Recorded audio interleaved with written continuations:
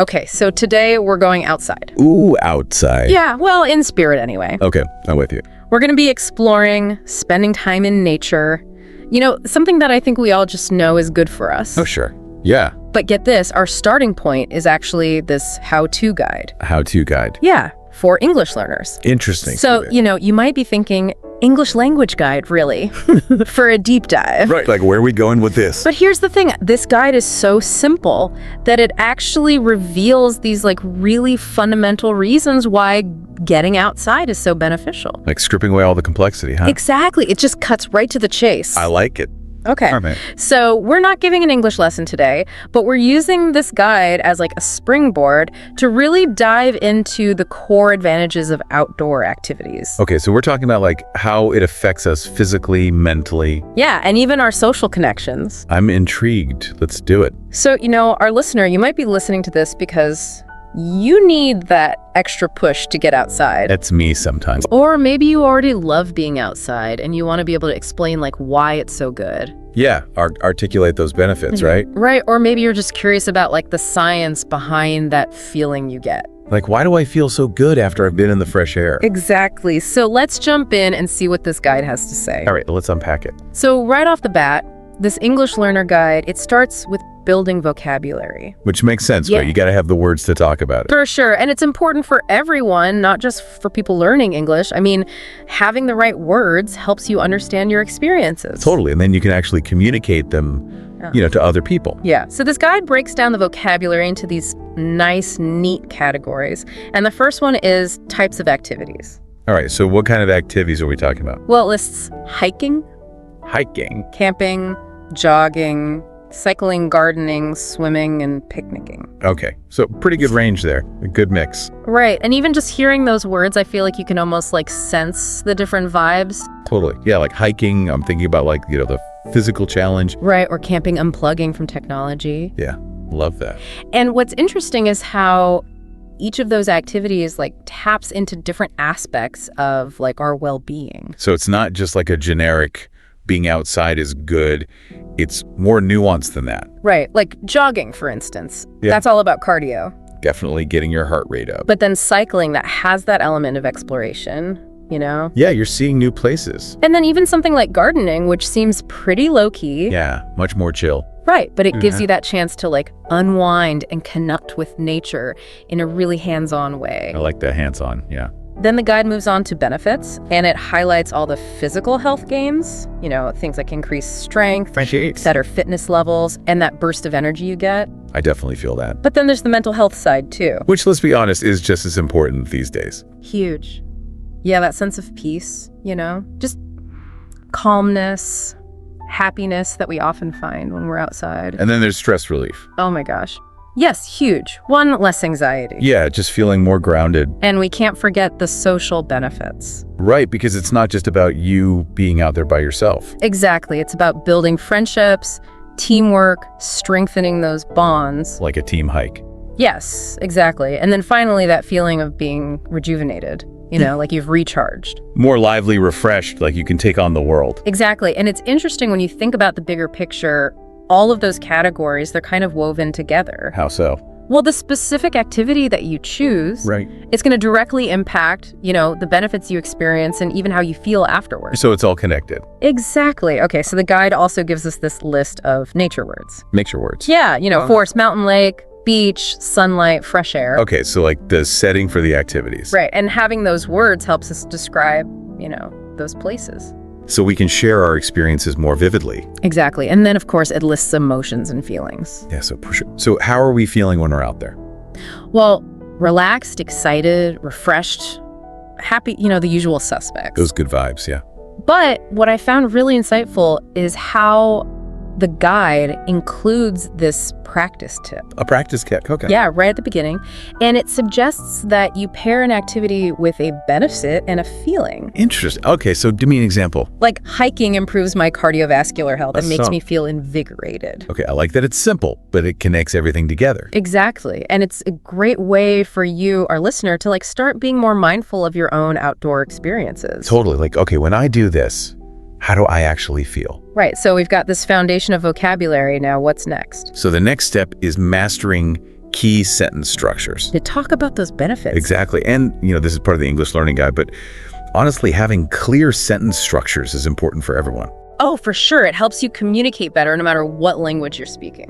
Right. So how does this guide break it down? Well, it starts with those basic subject, verb, object sentences. Like the building blocks. Yeah, like I enjoy swimming. Okay. Simple and straightforward. Right. Then it builds on that by connecting an activity to its benefit. So like swimming is good exercise. Exactly. And then it adds in the why, the reason. Okay. So that would be, I swim because it's refreshing. Exactly. Simple but powerful. And then it shows you how to combine those elements. Right. So like a more complex sentence. Right. Like I love cycling because it keeps me fit, or gardening helps me feel grounded. Okay. Yeah. I can see how those are more descriptive. And what's important to understand is that those basic structures, those are just the starting point. Okay. So where do we go from there? Well, once you're comfortable with them, you can start adding details and make your descriptions, more interesting. Got it. So let's add some layers. Right. And that's exactly what the guide shows us next, how to enrich our language with adjectives and adverbs. Oh yeah, those descriptive words. So instead of just saying air makes me feel good, Which is kind of bland. right, we can say fresh air makes me feel good. Okay, much better. Or instead of I feel better after a run, we can say I usually feel much better after a brisk run. Yeah, brisk run. That paints a picture. And then combining them, you can get these really evocative descriptions like the majestic mountains made our hike unforgettable. Oh, I love that one. Or, I happily swam in the crystal clear lake.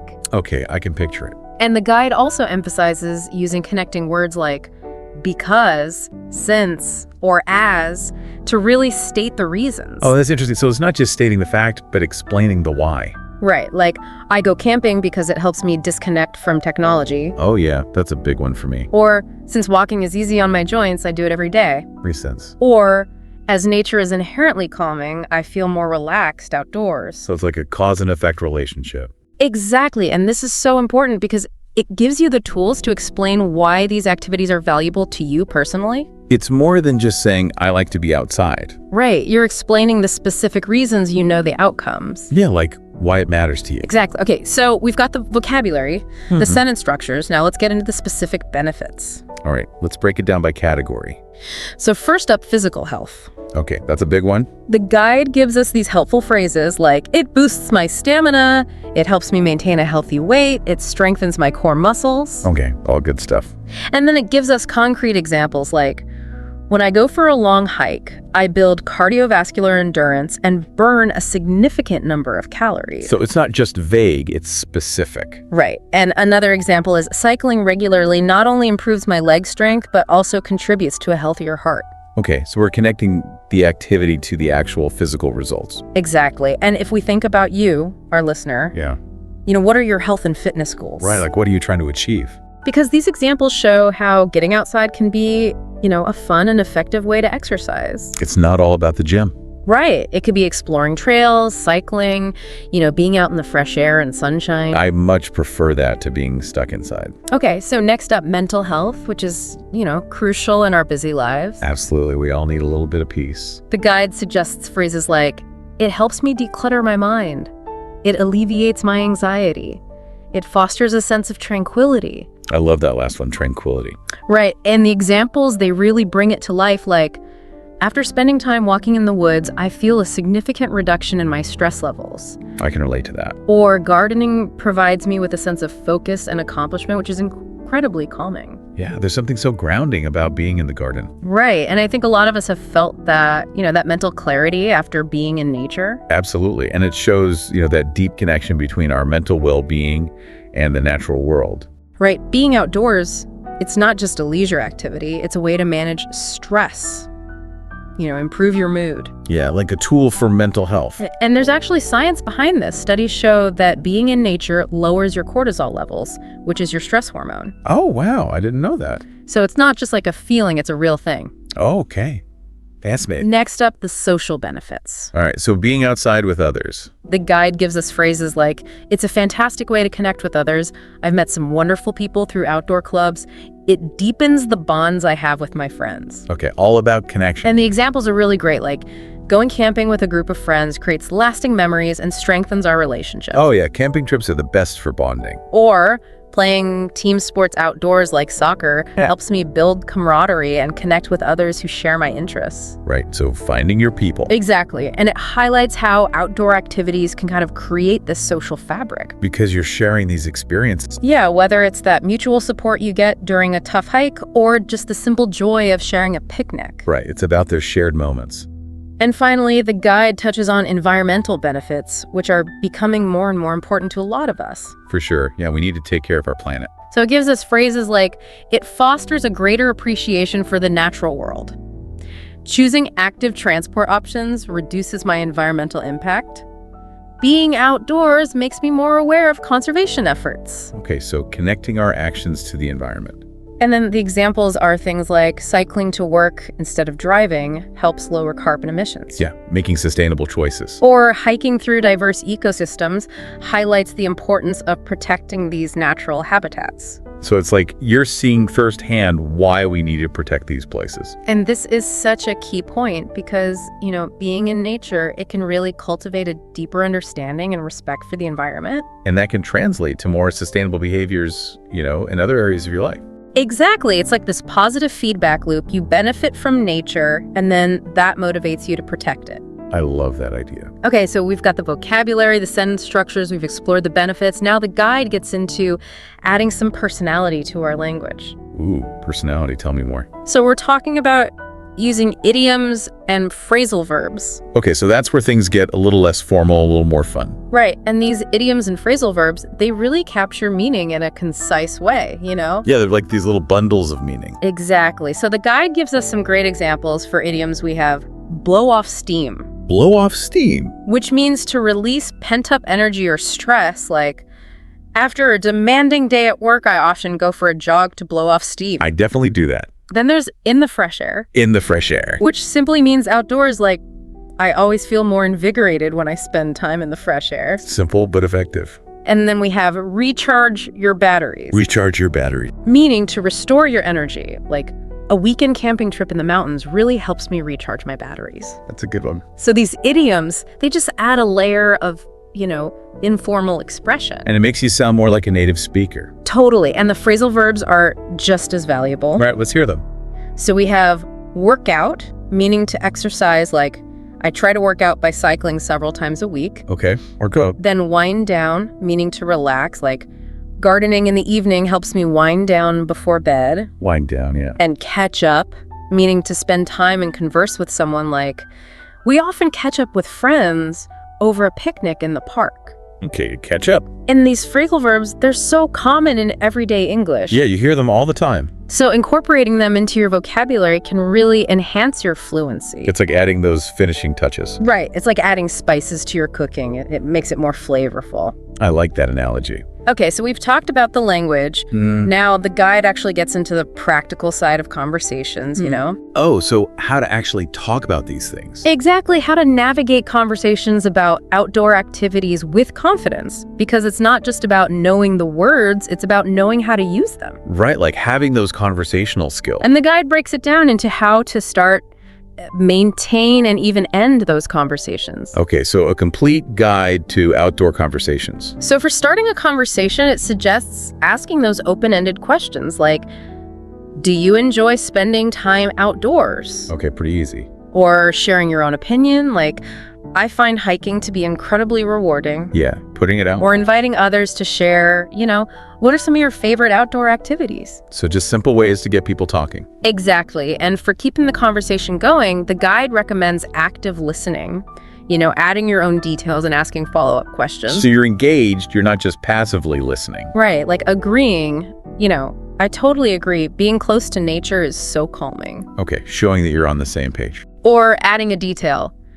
Yes, and I find it's also a great way to discover local wildlife. Okay, adding to the conversation. And then asking a follow-up, have you explored any new trails recently? So you're showing genuine interest. Exactly, and you're keeping the conversation going. That's like a tennis match. You're hitting the ball back and forth. I like that. And let's not forget about ending a conversation gracefully. Right, because you don't want it to just trail off. Exactly. So the guide suggests summarizing the main points. So it sounds like we both find a lot of value in spending time outdoors. Okay, bringing it all together. Or suggesting a future interaction. Maybe we could plan a hike together sometime. Okay, I like that one. And then using polite closing remarks like, oh, it's been great chatting about this. So ending on a positive note. And these are all just practical strategies for ending a conversation, in a way that feels good. And it shows that you were actually listening. Now, the guide also talks about something really important, which is adapting your language to different situations. Oh, right, because how you talk to your friends is different from how you talk in a more formal setting. Exactly. The level of formality really influences your word choice, your sentence structure, even your tone. So like code switching. Right. So in a casual conversation with friends, the guide points out you might use more informal language, even some slang like, I love hitting the trails. It's so chill and good for my head. Yeah, that's definitely how I talk to my friends. Or getting some outdoor time is just the best for unwinding. Keep it casual. But then in a more formal setting, like a presentation, you would use clearer, more precise language, no slang. Okay, so more professional. Like engaging in outdoor recreational activities offers significant benefits for both physical and mental health. Okay, a little bit more wordy. Or these activities contribute effectively to our overall well-being. Yeah, and the tone is more serious. Right. And then when it comes to writing like an essay, the guide suggests using connecting words and phrases. To make it flow. Right, like firstly, furthermore, moreover, for instance, and you'd provide more detailed explanations and evidence. So it's more structured. Like, for instance, studies have indicated that exposure to natural light can positively influence our circadian rhythms. Okay, very academic. And understanding these different registers of language is so important for effective communication. It's about knowing your audience. Exactly, and tailoring your language to fit the situation. So we're chameleons. Okay, so the guide also talks about some common challenges that anyone might face, not just English learners. Oh, like what kind of challenges? Well, one common one is forgetting a word. Oh, yeah, that happens to me all the time. And the guide suggests using more general terms as a fallback. Like that activity, the one where you walk in the forest. Okay, so describing it. Right. Or it's when you go for long walks in nature for enjoyment. So you're getting the meaning across even if you don't know the exact word. Exactly. Another potential hurdle is pronunciation. Oh, yeah. Some of those words can be tricky. The guide specifically mentions hiking and relaxed as words that some people might find difficult. Hiking and relaxed. Okay. And it recommends listening to native speakers, to get the pronunciation right. That's a good tip. And finally, there's the issue of confidence. Which is huge, I think. And the guide encourages you to start small. Maybe just talking to yourself about your experiences. Okay, so like practicing in a safe space. Exactly. And remembering that making mistakes is part of the process. Everyone makes mistakes. Right. Even native speakers mess up sometimes. True. The key is to just keep practicing and not let fear hold you back. Yeah, don't be afraid to speak up. Now, the guide also gets into some interesting cultural nuances, pointing out that different English-speaking cultures might have different ways of valuing or talking about outdoor activity. Oh, that's fascinating. It notes that in some cultures, there might be this huge emphasis on the physical challenge, like, we conquered that mountain. Okay, so very achievement-oriented. But then in other cultures, it might be more about the peaceful, restorative aspects, like a gentle stroll in the countryside can be quite therapeutic. Okay, so more low-key. And being aware of those potential differences can really help you connect with people from different backgrounds. It's all about understanding and respect. And the guide wisely cautions against making generalizations. Just because you love something doesn't mean everyone else does. Right, like not everyone is a hiker. So instead of assuming like everyone loves going to the beach. Which isn't true. Right. Yeah. It's better to ask open questions like, do you enjoy spending time by the sea? So you're being more inclusive. Exactly, and you're respecting individual preferences. Good advice. And these cultural insights, they really show how language and culture are intertwined. Yeah, you can't separate them. And understanding those nuances can really make your communication more effective and sensitive, especially across cultural boundaries. Like a cultural bridge. So to wrap up our deep dive today, Time to come back inside. we started with this simple English language guide. Right, which seemed a little unexpected. But it actually gave us this really comprehensive look at the many benefits of being outdoors. For our bodies, our minds, our social lives. Exactly. And as the guide highlights, having the vocabulary and the confidence to talk about those benefits, it makes your own experiences richer. Yeah, you can really appreciate it more. And it allows you to connect with other people who share that passion. It's like finding your tribe. So for you, our listener, we'll leave you with this thought.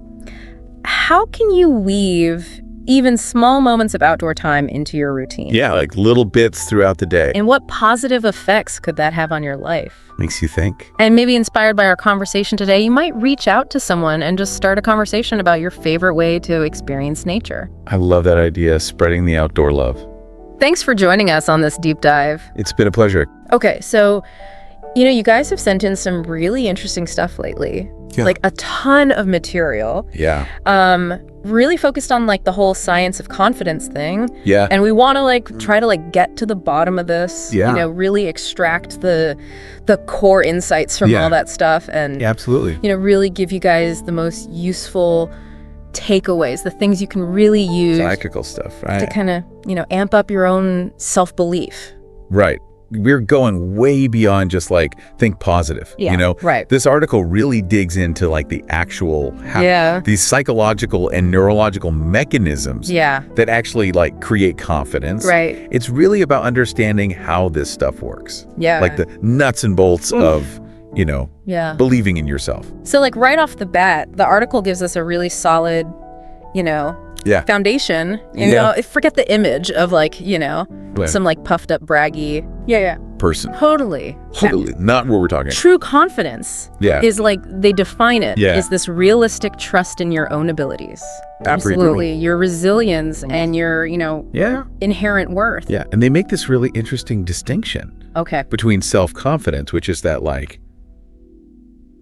overall, Yeah. sense of yeah, I'm good, I'm cool, I got this. I got this. And then self-efficacy, Yeah. which is more about your confidence Yeah. in specific tasks. Oh, that's a good distinction. Yeah, Because you might feel confident overall. totally. But But then when it comes to yeah, public speaking or whatever. certain What things, specific area? yeah, you're Oh, nope, not that one. right. And And then also the other way around too. yeah, You might be right, really good at something. super skilled at something. I'm a killer artist. Yeah, right? but just in general, right, you feel great about yourself. Yeah. Right.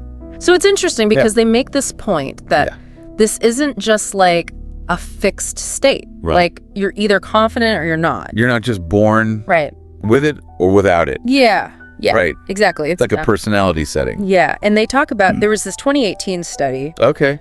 that linked self-confidence to how emotionally stable you are. Okay. If you're more outgoing and extroverted. Right. But it also made it clear that Yeah. your experiences make a huge difference. Yep. The support you get past successes. Right. It's this interplay between Totally. what's going on inside you Yeah. and what you encounter in the world. So it's Dynamic. dynamic. Right. It's not just. It's not set in stone. Yeah. Yeah. You can change it. Which is a good thing. Right. That's the exciting part. Yes, very good. Yeah. So our mission here Yeah. for this deep dive Yeah. is to really Let's get under the hood get under the hood. of this whole science. Yeah. And figure out what are the things people can actually do Yeah.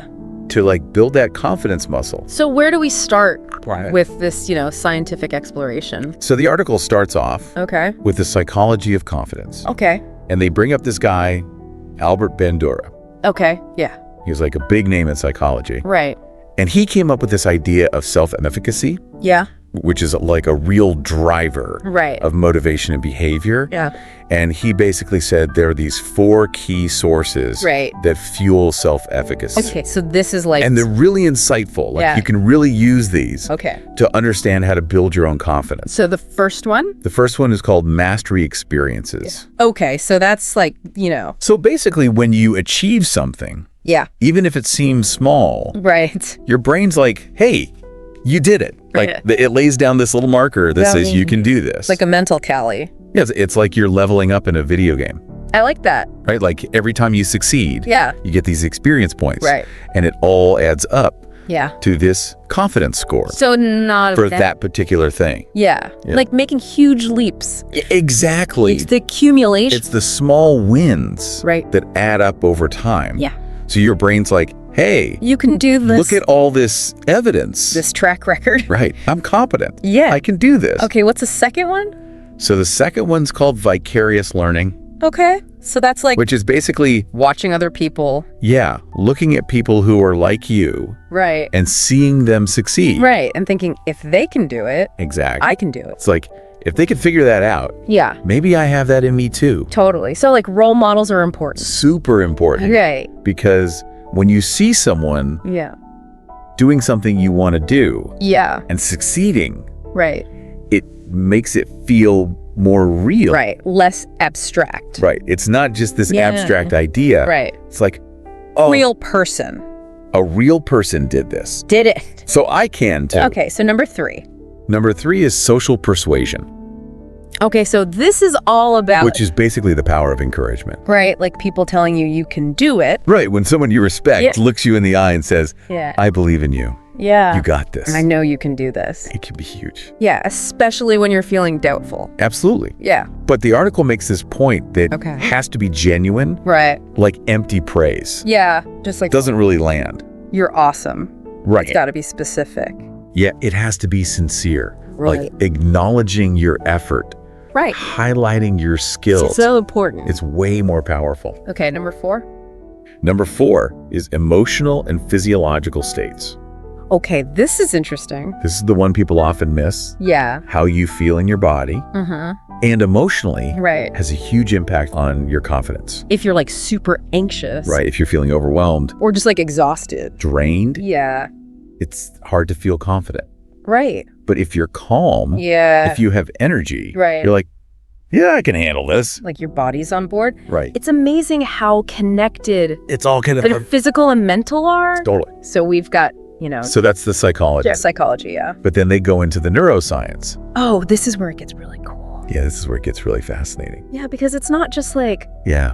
a feeling. It's not just some fleeting feeling. Right, It's yeah. actually like wired in. wired into your brain. Yeah. They talk about the prefrontal cortex, Okay. which is like that part right behind your forehead. Uh, That's like the CEO of your brain okay. making decisions, planning. Right. And apparently there was this 2016 study Okay. in Nature Communications Okay. that showed that this part of your brain Yeah. is constantly like taking in information Yeah. about your past experiences, your current situation, Right. and it's making this like real-time prediction Wow. about whether you're going to succeed or not. That's so cool. Right? So when you feel that surge of confidence, Yeah. it's like your prefrontal cortex is Mhm. giving you a thumbs up It's like, you got this. based on the data. Yeah. You're Right. good. Okay. And then there's dopamine, Oh, yeah. the reward chemical. The brain's like happy juice. Right. And the article talks about how Yeah. when you experience success Uh-huh. or even anticipate it, Mhm. your brain releases dopamine. It's like a little reward. Right. It Yes. feels good. It feels good. Yeah. And it reinforces those behaviors. Makes you want to do it again. Exactly. So you're more likely Right. to do the things that led to that success. Right. And there was this 2020 study Okay. that actually showed that people Right. who have higher baseline levels of dopamine Yeah. report feeling more confident. Oh, wow. So it's like there might even be Interesting. a biological predisposition to Yeah. confidence. So like, But the key takeaway here is Yeah. those moments of success Yeah. trigger that dopamine right. and build confidence. So even like small goals. Absolutely. Yeah. Like intentionally setting Yeah. small achievable goals Right. and hitting them Yeah. triggers that reward system. That's awesome. Right. Okay. So now for like the flip side, Right. So then there's the amygdala, the amygdala. which is like the fear center of your brain. Right. Right. And the article talks about Yeah. how an overactive amygdala Yeah. can really mess with your confidence. Yeah. Because it's like super sensitive to Ugh. uncertainty, Yeah. the threat of failure, Oh, total. and it triggers that stress response, Right. like heart racing, sweaty palms, Yeah. that feeling. You're like fight or flight. yeah, and that can really erode your confidence It's in the moment. sense. Right. But the cool thing is Yeah. the brain can change. The brain is plastic. Yeah. It can rewire itself. Yeah, And this is called neuroplasticity. right. So even if your amygdala is Yeah. like super sensitive, Yeah. you can train it to Right. chill out. Over time. And it's like through practice. Yeah, like learning a new skill. Right. The more you do it, Right. the stronger those pathways become. The more confident you become. Exactly. Okay, cool. And then they bring in hormones, Okay. which adds another layer to this whole biology of confidence thing. Okay. They talk about testosterone Right. and how it's linked to assertiveness. Right. And Yeah. go do this. Yeah. acting confident Yeah. can actually increase testosterone. Like a feedback loop. Yeah, it's like this positive feedback loop. That's wild. So even like standing up straight Yeah. can make you feel more Lights confident. out up. I'm going to try that. Right. Okay. And then there's cortisol, Cortisol. the stress hormone. Right. And that one seems to have the opposite effect. Right. It like It undermines confidence. taps away at it. Yeah, and there was this study in 2019 Okay. that found that a balanced ratio Uh-huh. of testosterone to cortisol Okay. was linked to higher confidence. Interesting. So it's this whole dance Yeah. between brain activity and hormones. Yeah, It's yeah. all connected. So it's not just Right. an abstract thing. It's not just in your head. Right. It's like a real Like biological. biological thing. Yeah. So cool. Okay, but then But then the article shifts gears. yeah, And it looks at like Yeah. why some people struggle Right. with confidence. even though we all have these Right, yes. mechanisms. Exactly. So they talk about this idea of the confidence gap. Okay. The confidence gap. And they go into all these factors Okay. that can contribute to it. Like what? So one of the biggest ones is childhood. Oh yeah. Early experiences. Totally. Like the kind of feedback you got growing up Right. can have a huge impact. Yeah. They talk about praise Yeah. and how important it is to praise effort Right. and the process of learning. And you worked really hard on that. Exactly. Exactly. Not you're so smart. Right. Because when you praise effort, Right. you're teaching kids Yeah. that their abilities can grow, Right. that they can get better. It's like that growth mindset stuff. Right, exactly, like Carol Dweck's work. Right. But when you criticize too much, Yeah. or you don't give enough positive reinforcement, It can create self-doubt that can like linger. that can last for years. Yeah. Right. Wow. So that distinction between praising effort Right. versus praising like innate talent Right. is so important. Yeah. Because when you acknowledge hard work, Mm-hmm. you're teaching them Yeah. that they can develop their skills. Right. But when you just praise talent, Yeah. it creates this fear of failure. Right. Because if they make a mistake, Yeah. it means they're not talented anymore. Right. Right. So scary. Yeah. Okay. They also talk about. They also talk about societal factors All right. like gender and culture. Yeah. So there's this article in 2014 Okay. that showed that women, Yeah. on average, tend to underestimate their abilities Right. compared to men. Yeah. And it's not because. And it's not that they're not capable. Right. It's more about societal expectations Mhm. and biases. Yeah. Yeah. And then there's culture. Right. Like some cultures value humility more Right. than like overt confidence. Right. You're not supposed to brag. You're not supposed to stand out. Yeah. So it's like. So it's not just you. Right. It's also the world around you Totally. that shapes your confidence. Makes sense. Okay, what else? They also talk about perfectionism. Perfectionism. Yeah. Like Like that. this drive to be flawless Yeah. can actually backfire. Right. Because you're so afraid of making a mistake Right. that you don't even try. You're paralyzed. Right. And there was a study in 2021 Okay. that linked perfectionism Yeah, to lower self-confidence.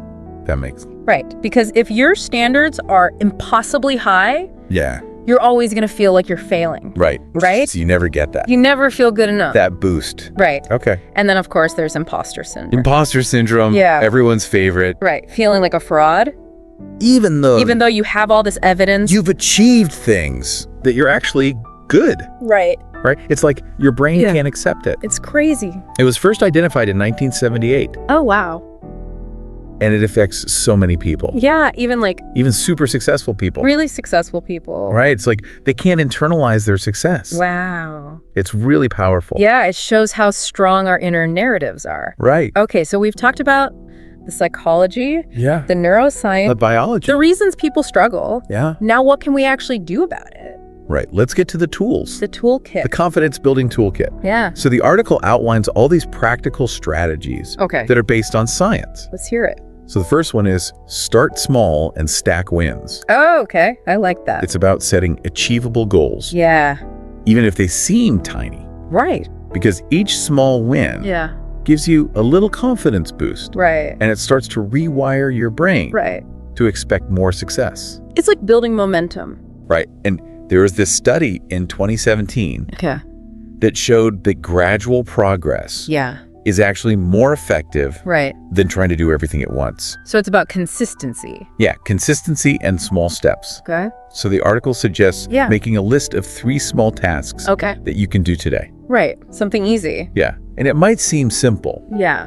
but just the act of completing something Right. and acknowledging it Yeah. can really shift your mindset. Yeah. So think about something you've been wanting to do. Yeah.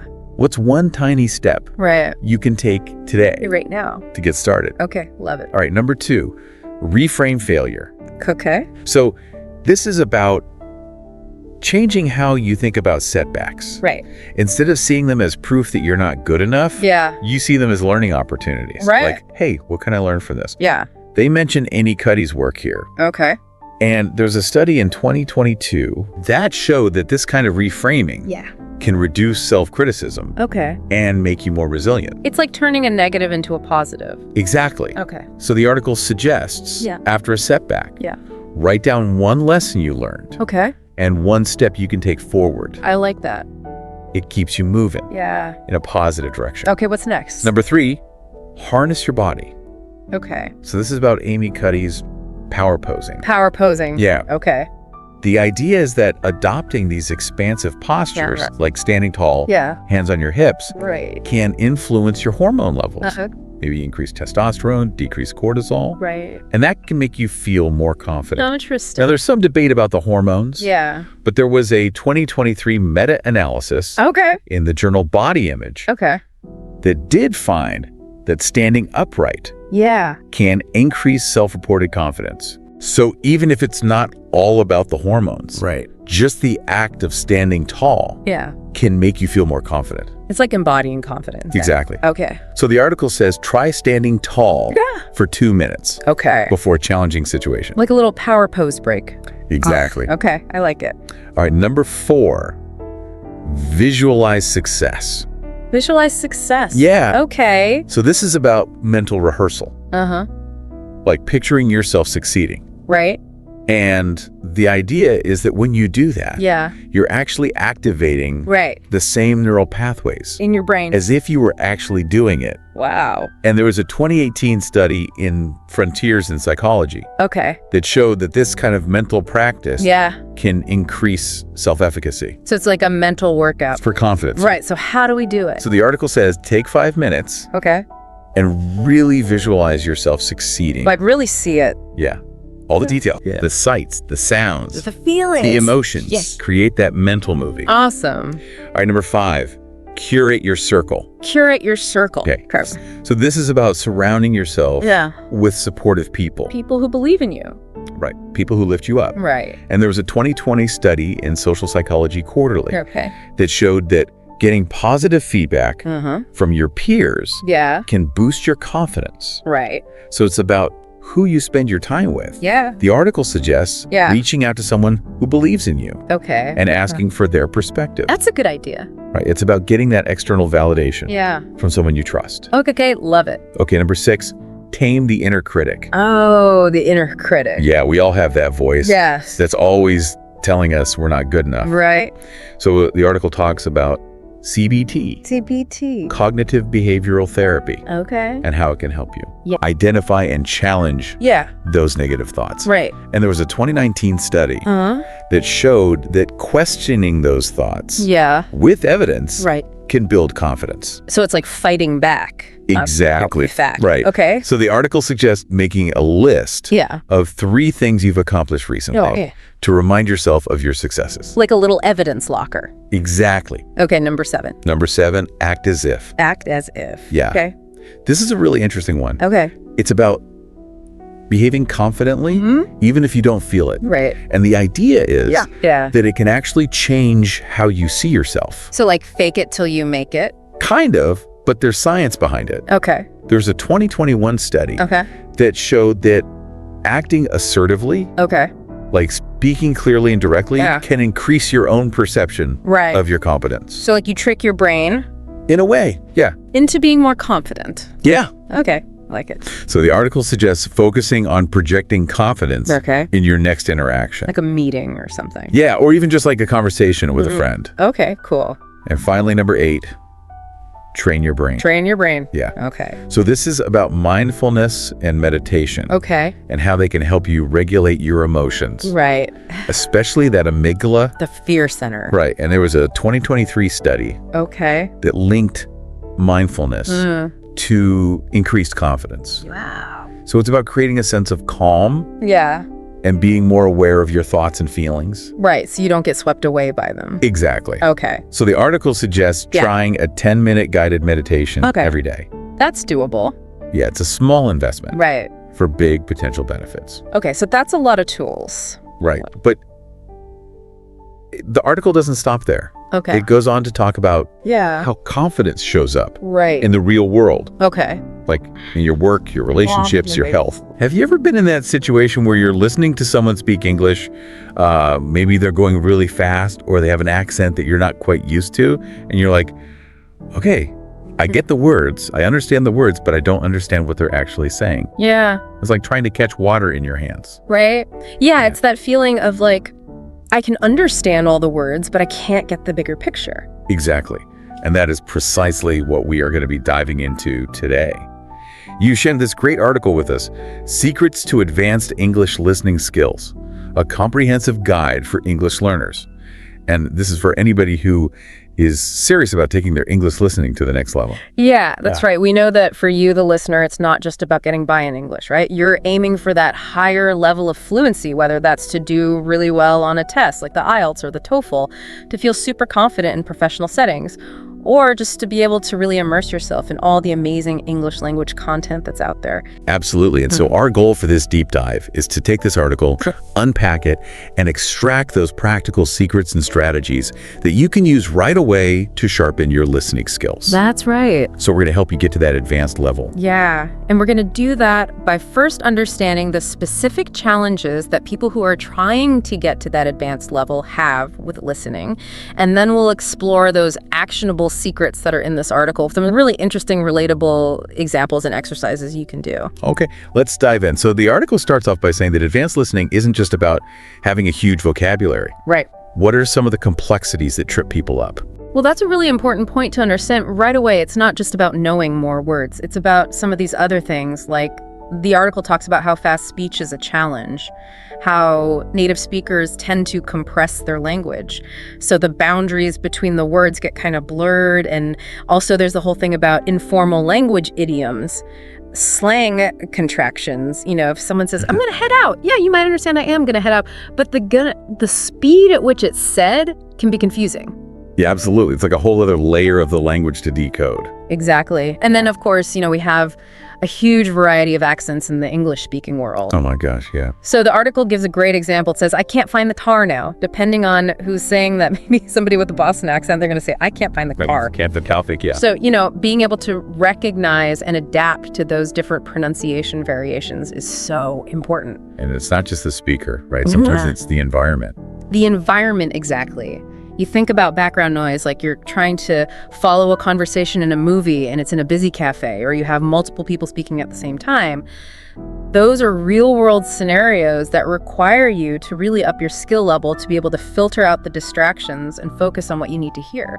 And this article gives a great example of those challenges combined. It gives this little snippet from a podcast. Yeah, the line is, we're knackered after the gig, mate. Now, someone who's still developing their English skills might hear knackered and not know what that word is at all and miss the meaning. But somebody who's, you know, got a bit more advanced skills, they might be exposed to some British slang. They'll know from the context after the gig. So we're talking about a performance that knackered probably means exhausted. Right. So it's just that extra level of being able to decipher the slang. So we've talked about some of the hurdles that advanced listeners face.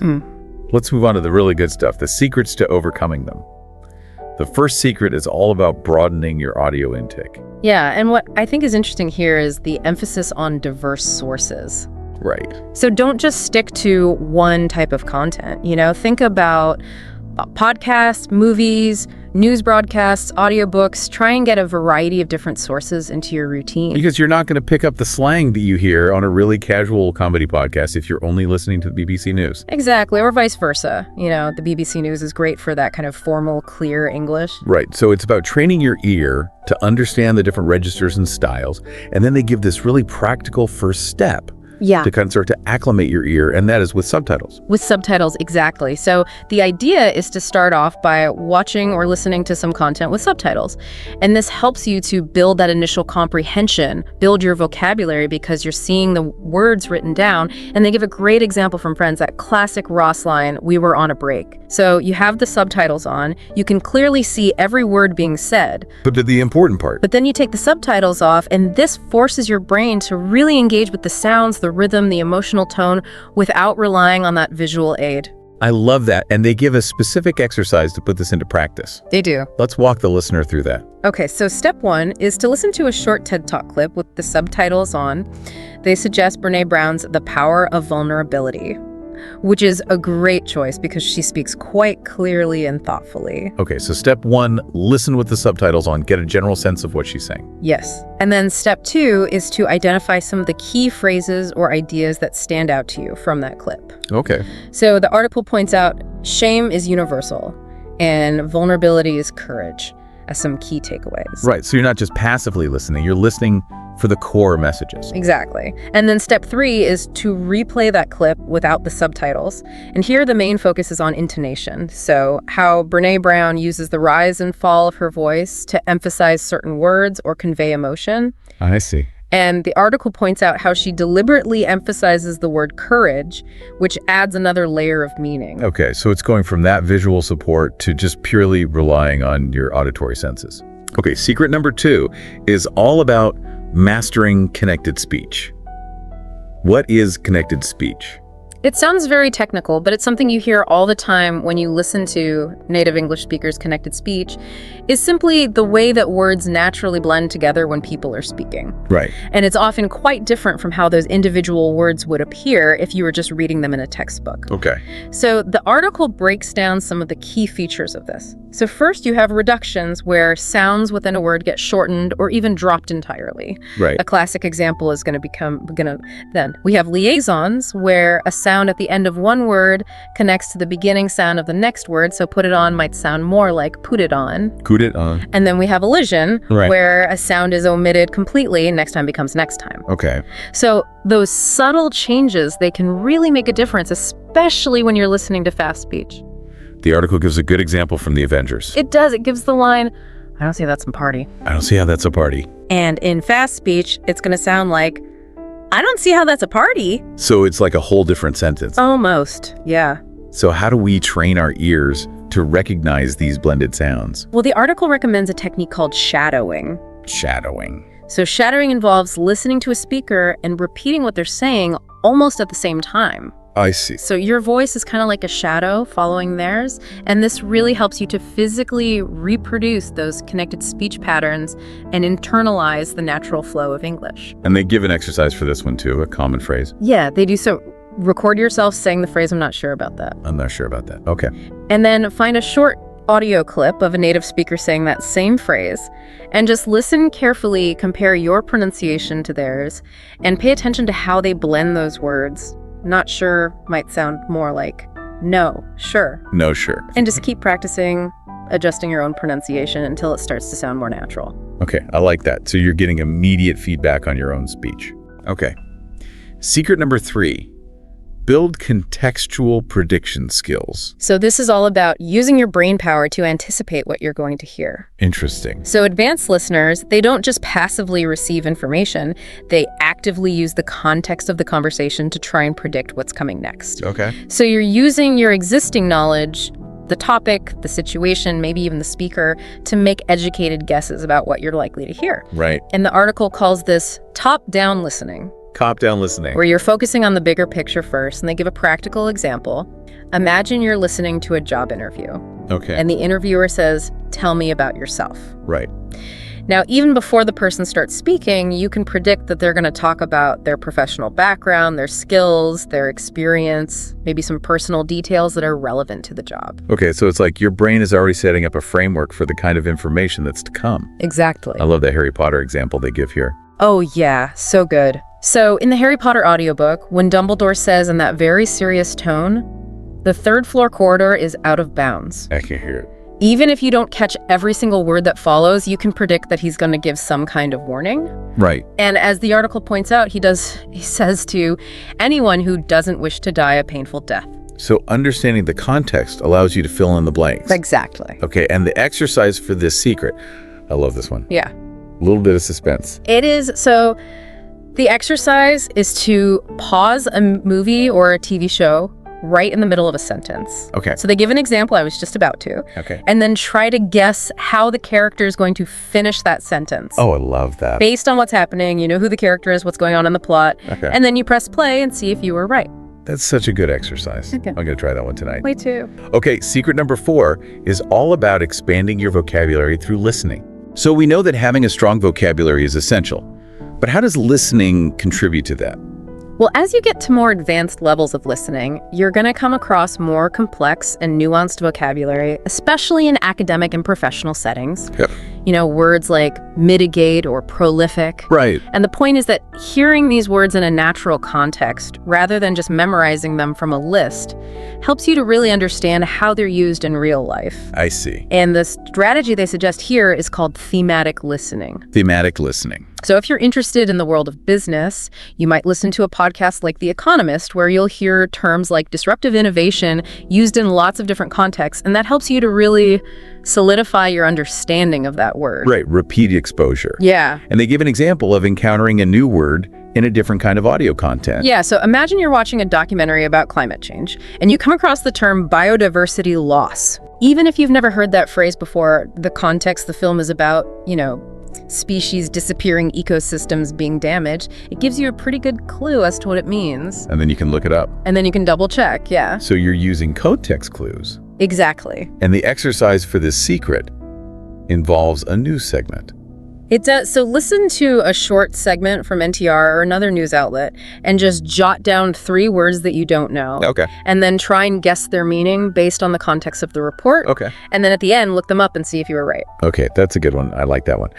So secret number 5 shifts our focus to how we engage with the audio we're hearing, the concept of active listening. Yeah, so it's really important to distinguish between passive hearing and active listening. Okay. Passive hearing is just the act of, you know, sound waves hitting your eardrums. Right. Active listening is much more engaged. So you're focusing on the audio, you're processing the information, summarizing key points in your mind, asking yourself clarifying questions, and maybe even reacting emotionally or intellectually to what you're hearing. Okay.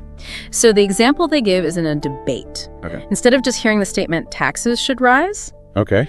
an active listener would be thinking, why does this person believe that? Who would benefit from this? What are the potential negative consequences? So take it to that next level. Exactly. Okay. And they give a really good example from The Crown. Yeah, so when Queen Elizabeth says that famous line, duty comes before love, it's not just about hearing those words, it's about summarizing them in your own mind. So maybe you think, okay, she's saying she has to prioritize her responsibility as queen over her personal feelings. Okay. So you're really understanding what's being communicated. I see. And the exercise for this secret involves a longer piece of audio, a podcast episode. Okay. So they suggest listening to an episode of Freakonomics, specifically the episode called Why Do We Tip? And then trying to write a concise summary of the main points. Okay. Aim for around 50 words, and they give an example. Tipping started as a bribe for better service, evolved into a norm despite economic inefficiency. That's really helpful. So you get the idea of the level of detail you need to include. Yeah, so you're testing your comprehension of a longer piece of audio. Exactly. Okay. Secret number 6, leverage technology and tools. So it's good to know we have some help in this. Right. We have some modern aids. We do. Technology offers so much that can help you with your English listening practice. The article specifically mentions some apps like Audible for audiobooks, LingHue for interactive learning with transcripts, and then that super useful playback speed control that you find on YouTube. Oh my gosh, the playback speed control is a game changer. Absolutely. It really is. Yeah. So if you find that somebody is speaking too fast for you, you can just slow it down a little bit, maybe 0.75 speed. Right. And that makes it much easier to hear the individual words and those connected speech patterns that we were talking about. They give a great example of a battle scene from Game of Thrones where you might want to slow down the audio to really catch lines like, "The North remembers amidst all the chaos." Yeah, that makes sense. So LingQ, how can that be specifically helpful? So LingQ is really cool because it allows you to work directly with transcripts. Okay. So as you're listening and reading along, you can highlight any words that you don't know, get the definition, and save them for review later. No. So they give the example of encountering the word treachery in an audiobook, and you can just highlight it, link it to synonyms like betrayal. So it's like a personalized vocabulary builder. Exactly. That's really cool. And the exercise for this secret is all about that playback speed control. Yeah, so find a short audio clip from BBC News or another outlet and try adjusting the playback speed to something a bit faster than normal, like 1.25x. Okay. And this will just challenge your ear to keep up with that faster pace of speech. That makes a lot of sense. So secret number 7, well, not really a secret. It's about overcoming plateaus in learning and maintaining motivation over time, because language learning really is a marathon. It is. And the article wisely acknowledges that progress in language learning, especially listening, isn't always a straight line upwards. Right. You will probably hit periods where you feel like your listening has plateaued. Yeah, happens all the time. So what can you do? What can we do? Well, they suggest a few things. One is to switch up the type of content that you're consuming. Okay. So if you've been mainly focusing on very formal podcasts or lectures, try listening to something totally different. Okay. Like rap music. Okay. They even mentioned the song Humble by Kendrick Lamar, Interesting. just to get a feel for that rhythm and intonation. So it's engaging different facets of your listening. Exactly. What else? Well, seek out opportunities to engage in real-time conversation. Okay. So join a conversation club, find a language exchange partner, get involved in some online communities, and perhaps most importantly is to really celebrate those small victories. Yes. So if you finally understand a joke in the office, Yes. that is a sign of progress. Absolutely. Recognize it. Right. Every word you understand is a step in the right direction. Absolutely. That's the point. Well, this has been an incredibly insightful deep dive into the secrets for developing advanced English listening skills. And it's all thanks to this really comprehensive guide that you shared with us.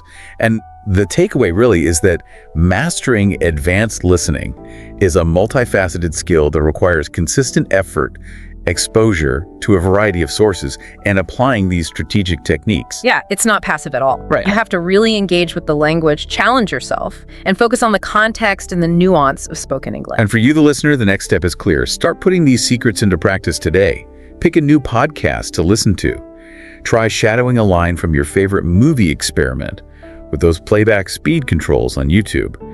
Any little bit of practice will lead to progress over time. Absolutely. And to leave you with a final thought, as your ability to really grasp the nuances of spoken English improves, how might that unlock not just factual information, but also a richer, deeper connection with English-speaking cultures around the world? That's a great question. What might become more accessible to you as your listening gets better? It's something to think about as you continue on your language learning adventure. I love that question. Yeah. That is something to ponder. Definitely. It was fantastic talking with you. You too. Thanks for having me. See you next time. Bye. Okay, so you've sent in some really interesting material about mindfulness. And, we really want to dig into that for you today and see if we can sift through and find out, what are some of the most compelling and maybe even like life-changing reasons to start practicing mindfulness. So really going to kind of deconstruct this whole thing, what it is, where it comes from, and how we know that it can be genuinely transformative in your life. Yeah, absolutely. And, at its core, mindfulness is really quite simple. Right. But it's also incredibly powerful. Really, it's about training your attention to be fully present in the moment. Noticing what's happening right now, your thoughts, your feelings, what's going on in your environment, and just kind of observing it all without any judgment. And, the roots of this practice go way back, ancient Buddhist traditions. Right. But what's really exciting is that modern research is not only confirming those benefits, but it's actually quantifying them in really incredible ways. Yeah, and I love how, this isn't just about kind of feeling zen. Your sources really suggest some surprising impacts.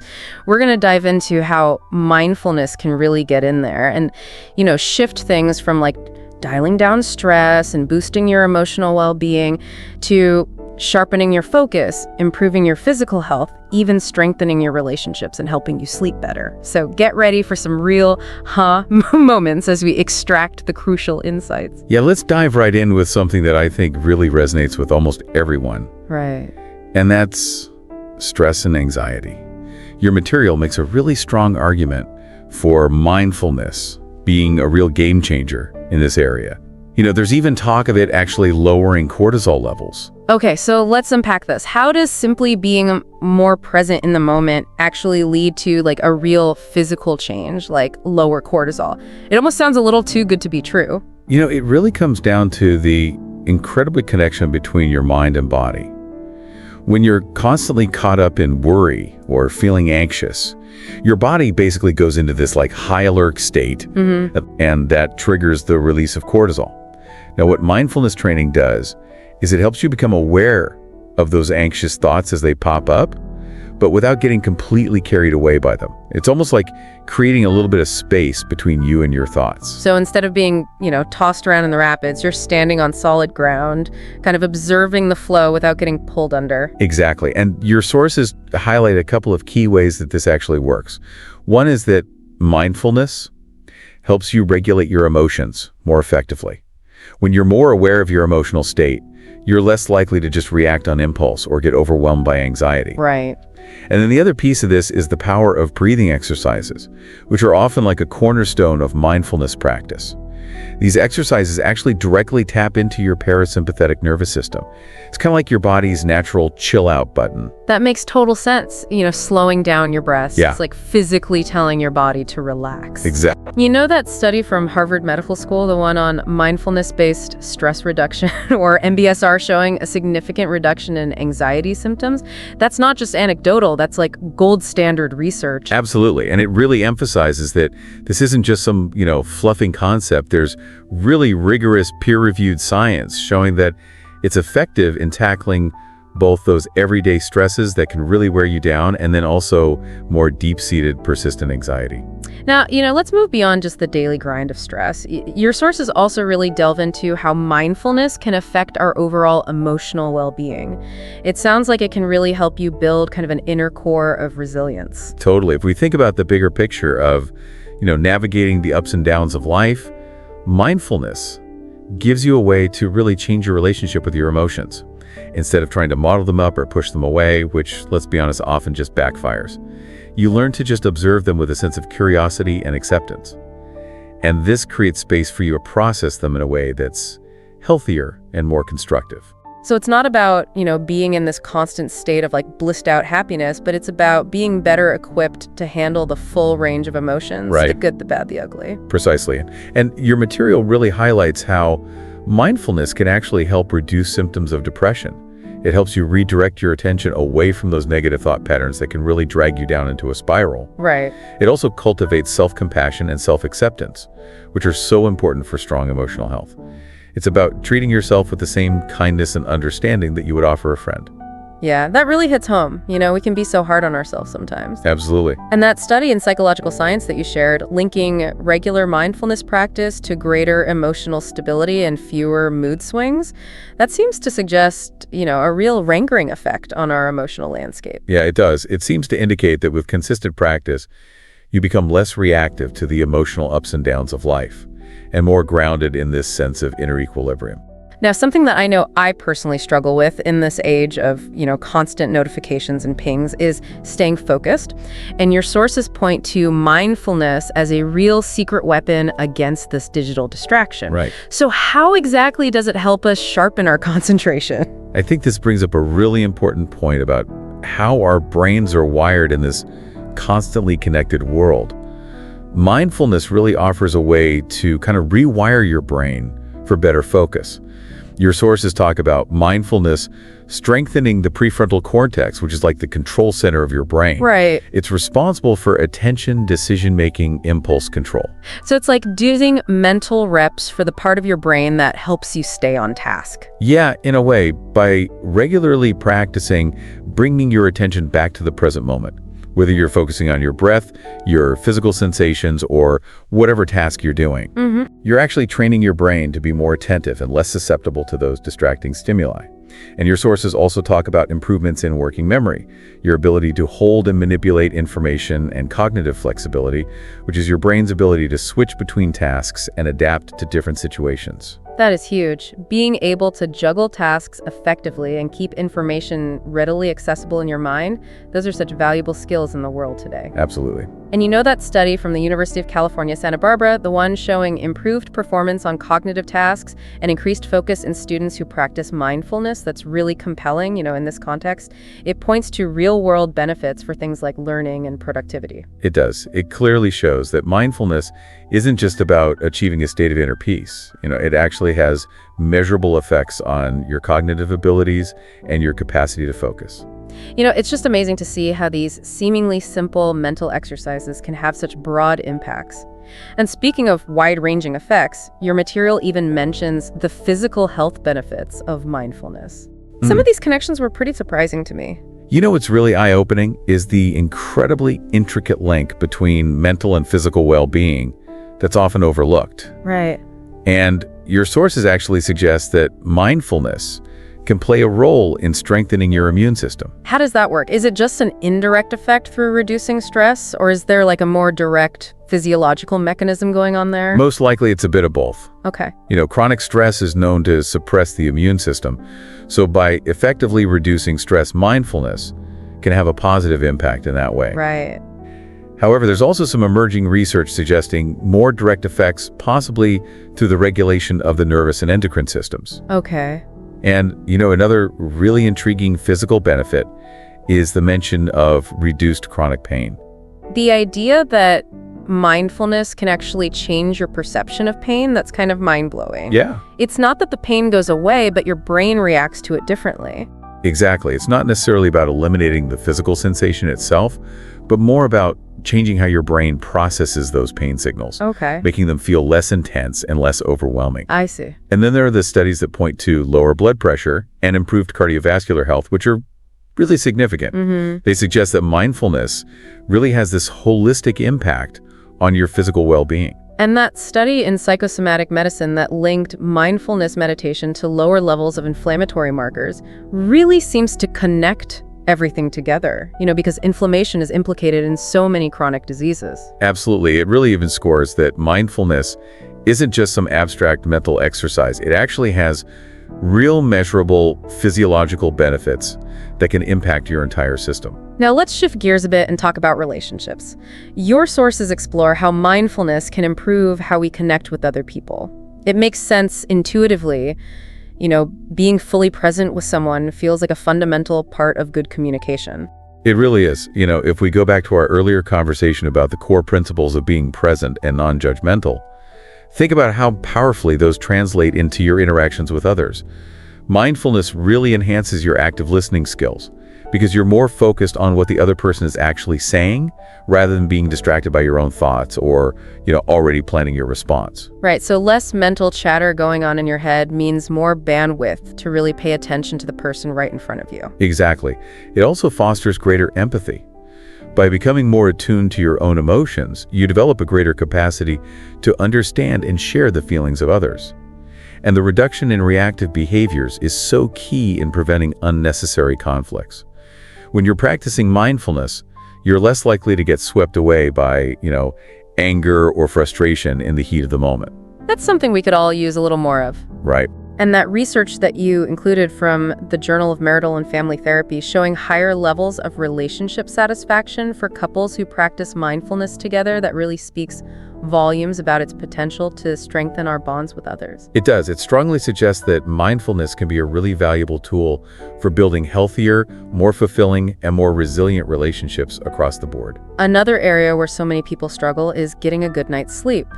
Your sources actually suggest that mindfulness could be a path to more restful nights. Yeah, and it's really insightful here is how many sleep problems are really linked to just having a busy, anxious, overactive mind. Mindfulness tackles this directly by helping to quiet those racing thoughts that can keep you up at night. So it's like turning down the volume on that internal noise that keeps you awake. Exactly. Your sources also mention that mindfulness can help regulate your nighttime cortisol levels, allowing them to naturally decline, which helps you relax and prepares your body for sleep. There's even evidence that it might boost melatonin production, the hormone that regulates your sleep-wake cycle. That is great news for anyone who's ever tossed and turned at 3 in the morning.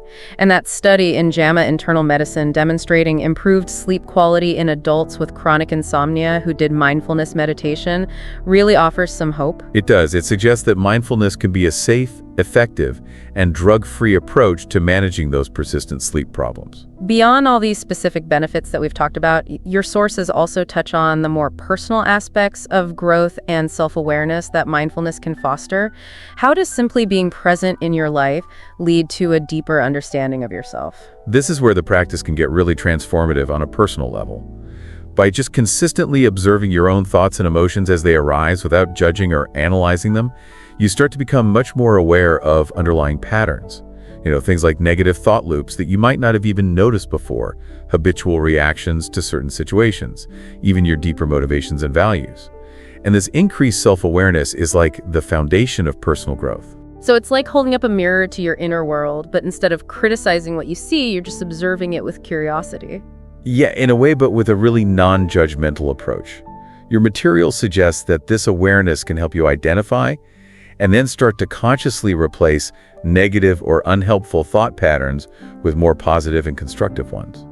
It can also foster a stronger growth mindset, making you more resilient when things get tough and more open to learning and change. And it can even strengthen your self-discipline and decision-making because it allows you to act with more intention and less impulsivity. It sounds like it gives you more control over your inner life and, as a result, your actions in the world. Absolutely. Finally, your sources connect mindfulness to the development of gratitude and ultimately a greater sense of happiness. How does focusing on the present moment lead to more appreciation for what you have? What's really beautiful here is how mindfulness kind of gently shifts your focus away from what might be lacking in your life and directs your attention toward what's actually present right now. By really noticing and appreciating the little things, the warmth of your coffee, the beauty of a sunny day, a kind word from a coworker, you naturally start to cultivate a deeper sense of gratitude. It's about savoring the here and now instead of always longing for the next thing or dwelling on the past. Exactly. And your sources really suggest that this attitude of gratitude that's nurtured by mindfulness directly contributes to more happiness and well-being. It encourages positive thinking, reduces the power of negative emotions by fostering acceptance, and ultimately boosts your overall satisfaction with life. And that study in the Journal of Positive Psychology linking mindfulness and gratitude exercises to a significant increase in reported happiness really highlights that connection. It does. It really shows the synergy between these two practices, both of which are rooted in paying attention to the present moment. Well, diving into your sources has been truly eye-opening. It's so clear that mindfulness isn't just a fad. It's a practice with deep roots and a lot of scientific backing for a really impressive range of benefits. From managing stress and anxiety to improving your focus, boosting your physical health, strengthening your relationships, getting better sleep, fostering self-awareness, and cultivating gratitude and happiness. It really is amazing. Yeah. And I think the most important thing for you to take away from this is how accessible this practice truly is. You don't need any special equipment or expensive retreats or even a huge time commitment. Even just a few minutes a day of mindful attention can start to make a real difference in your life. So as you think about all of this, consider one area of your life where you might be looking for a positive change. Maybe it's dealing with the pressures of work. Maybe it's sharpening your focus on important tasks or just finding more moments of peace and contentment. Think about how even just a few conscious breaths or a few moments of truly being present in the moment woven into your day and routine could lead to some profound and lasting changes. It's an invitation to explore what happens when you truly show up for your life moment by moment. Hello and welcome to the Learn English Lab. We like to dig into all kinds of interesting topics here to help you become a better communicator. I'm Mike, and today we're going to go deep on a skill that's absolutely essential, I would say, in life, listening and understanding. And to help us navigate this topic, we have an expert in communication with us. Welcome to the show, Sarah. Thanks for having me. It's great to be here. And you're definitely right about how important listening is, especially in a world that never seems to stop throwing information at us. It really does feel like a superpower sometimes to cut through all that noise and truly connect with what somebody's actually saying. So, Sarah, let's just start with the basics here. Why is listening such a big deal? Why should we be dedicating a whole deep dive to it? We often focus on the speaking part when we think about communication, getting our own ideas out there. But to have effective communication, you need to build a bridge between people. And that bridge is built with genuine listening. It's a two-way street. I really like that image, a bridge of understanding. So how do we start to build this bridge? Where do we even begin? Well, the first step might seem surprisingly simple, but it's really the foundation. Being present and engaged, that means giving the speaker your full attention. That's harder than it sounds these days, right? Our phones are always buzzing. There's always something trying to grab our attention. It is, absolutely. And that's why it's even more important to consciously choose to be present. Put the phone away, silence the notifications, truly focus on the person right there in front of you. So no more sneaking peeks at social media while someone's trying to have like a real conversation. Well, if you want to build that bridge, yeah, definitely not. Eye contact, a genuine smile. Attentive body language.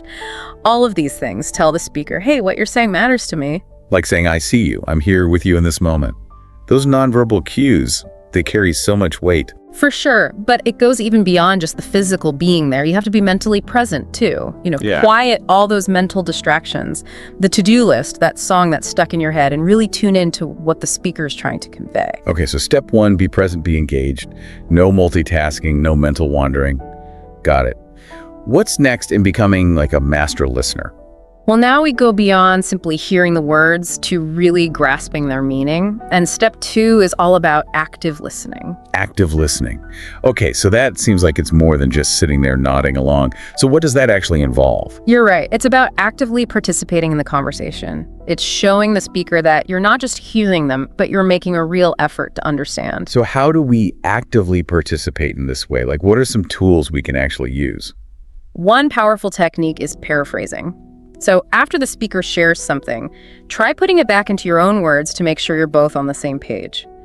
It helps clear up any confusion and reassures the speaker that you're really trying to get their message. Like say, okay, so let me make sure I'm on the same page, and then reflecting back what you've understood. Exactly. It shows you're actively processing the information, not just letting it go in one ear and out the other. Another key part of active listening is asking open-ended questions. Instead of just yes or no questions, ask questions that encourage the speaker to, elaborate, share more of their thoughts and feelings. So instead of like, are you upset about this? We might say, tell me more about how the situation is making you feel. Exactly. Open-ended questions invite a much deeper conversation, and they demonstrate a genuine interest in the speaker's perspective. This makes a lot of sense. But what about those times when we're listening and maybe we completely disagree with what's being said? How do we actively listen without just, biting our tongue? That's a really important point. Active listening doesn't mean you have to agree with everything the speaker is saying. It's about understanding their perspective, even if it's different from your own. And remember, sometimes understanding is the first step toward finding common ground or having a productive conversation about those different viewpoints. So even when it's tough, active listening is key. Be present. Ask open-ended questions. Try to see things from their side.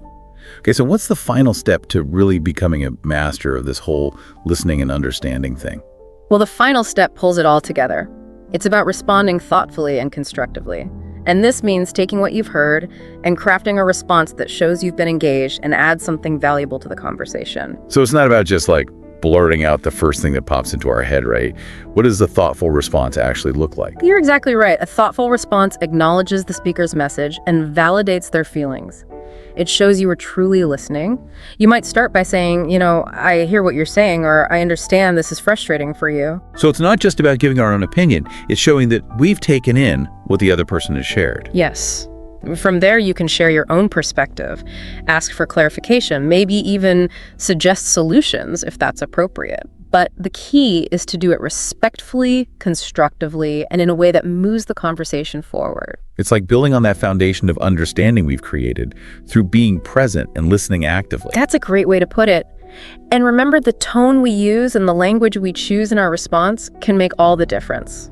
We want to create a sense of openness where everyone feels heard and respected. So we've got our 3 steps: being present, active listening, and thoughtful responses. But let's be real for a second. We all have moments where we hit roadblocks in our listening. What are some of those common barriers? Well, one of the biggest culprits is distractions. Oh, those pesky distractions. Whether it's our phone, a noisy environment, or even our own thoughts, they can totally derail our focus. Absolutely. And it's not just external distractions. Internal ones can be just as bad. You know, when you're supposed to be listening, but you're mentally writing your grocery list or replaying that awkward encounter from earlier. Ugh, totally guilty of that. Yeah. So how do we actually combat those distractions and stay truly present? Well, for external distractions, sometimes it's as simple as politely asking for a quieter space or silencing our phones. But for internal distractions, mindfulness can be a powerful tool. Mindfulness. Very zen. But how do we actually apply that to listening? It's about gently guiding your attention back to the present moment, back to the speaker whenever you find your mind wandering. You know, notice the distracting thought, acknowledge it, then gently refocus on the person you're with. And honestly, it gets easier with practice. It's like strength training for our attention spans. I like that. Another barrier we often encounter is our own preconceived notions and biases. We all have them shaped by our experiences, upbringing, and beliefs. So we might unintentionally filter what we hear through these lenses, interpreting their words based on our own assumptions rather than truly listening with an open mind. Exactly. It's like we're wearing these tinted glasses that color everything we see. And when we're not aware of these biases, they can prevent us from fully understanding the speaker's point of view. That's a great question. How do we take those tinted glasses off and see things more clearly? It starts with self-awareness. Recognizing our own biases is the first step toward lessening their impact on our listening. Then it's about consciously striving to keep an open mind, to approach each conversation with curiosity and a willingness to learn. It sounds like challenging ourselves to see beyond our own limited perspectives and really embrace the possibility of new understanding. That's a beautiful way to put it. And sometimes those biases might even be positive. We might have a bias towards someone we admire, and that could make us miss important nuances in what they're communicating. So awareness is key, no matter what kind of bias it is. So we've got distractions and biases to watch out for. What other listening barriers should we be aware of? Well, sometimes our own emotions can actually get in the way. Think about a time when you were really angry or upset. Were you truly able to listen and understand someone else's perspective in that moment? Probably not. When we're caught up in our own emotions, it can be really tough to be fully present and open to what other people are saying. It is. And it's not just negative emotions either. Even excitement or anticipation can make it harder to truly listen. So being aware of our emotional state and how it might be influencing our listening is really important.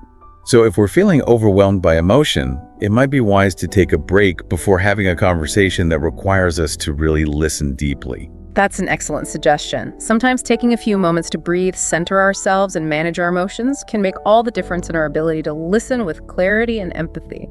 So we've talked about distractions, biases, and emotions. Are there any other common pitfalls to watch out for? This is all so insightful. What other challenges do we face in becoming expert listeners? Sometimes it just comes down to a lack of genuine interest in what the speaker is saying. We've all been in those conversations where our minds wander and we find ourselves nodding politely while our thoughts are miles away. Yeah, totally. It's like our inner monologue takes over and we're not really present anymore. Yeah, you got it. While we can't be fascinated by every topic or person we encounter, there are ways to cultivate a more engaged listening mindset even when we're not naturally drawn to the subject matter. How can we train ourselves to be more interested even when the topic isn't our favorite? That feels like a real skill.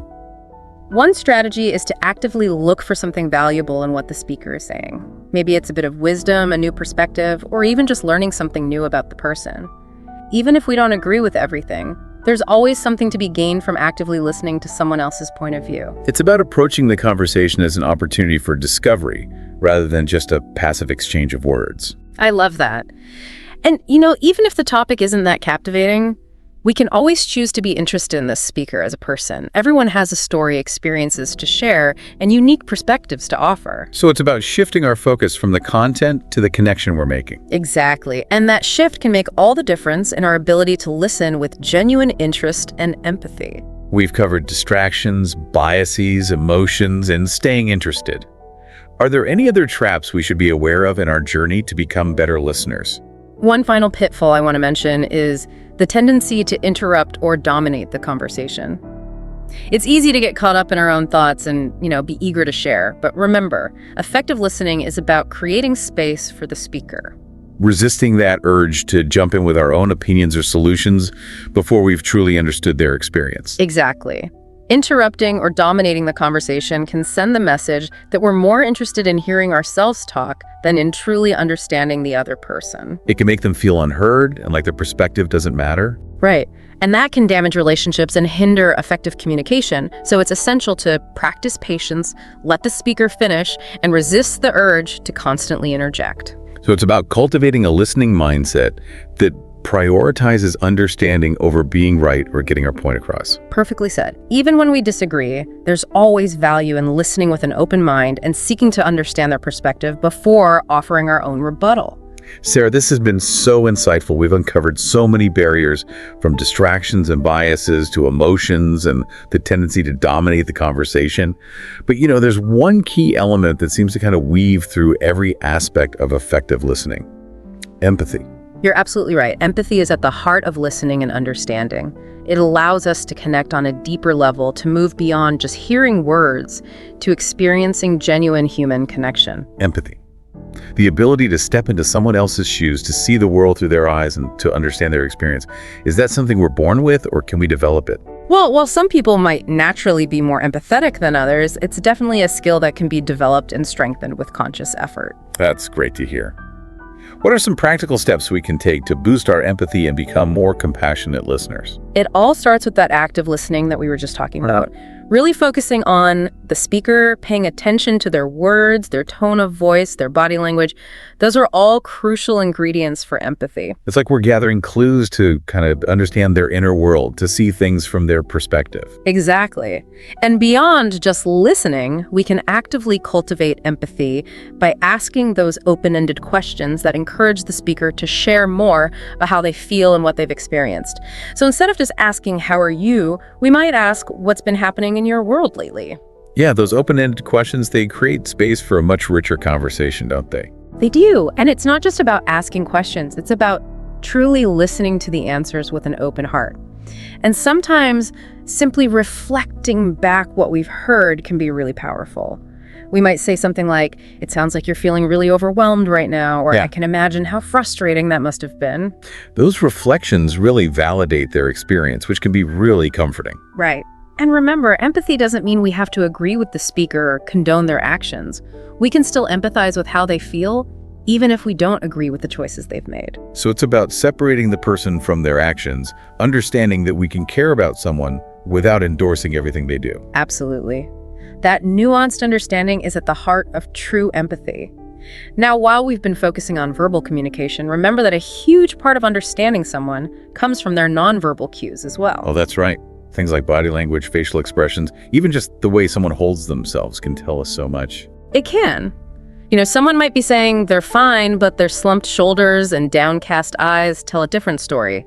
So as listeners, we need to pay attention to those nonverbal signals. They can often reveal more than words alone. So how do we learn to interpret those nonverbal cues?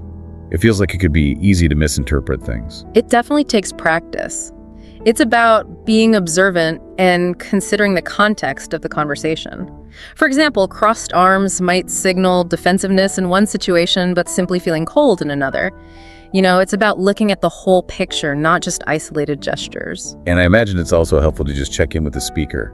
If we're unsure, something like, "I'm sensing some hesitation in your voice." Is there anything else you'd like to add? Yes, exactly. It's always better to clarify than to assume. Checking in shows the speaker that you're truly paying attention and that you care about understanding them fully.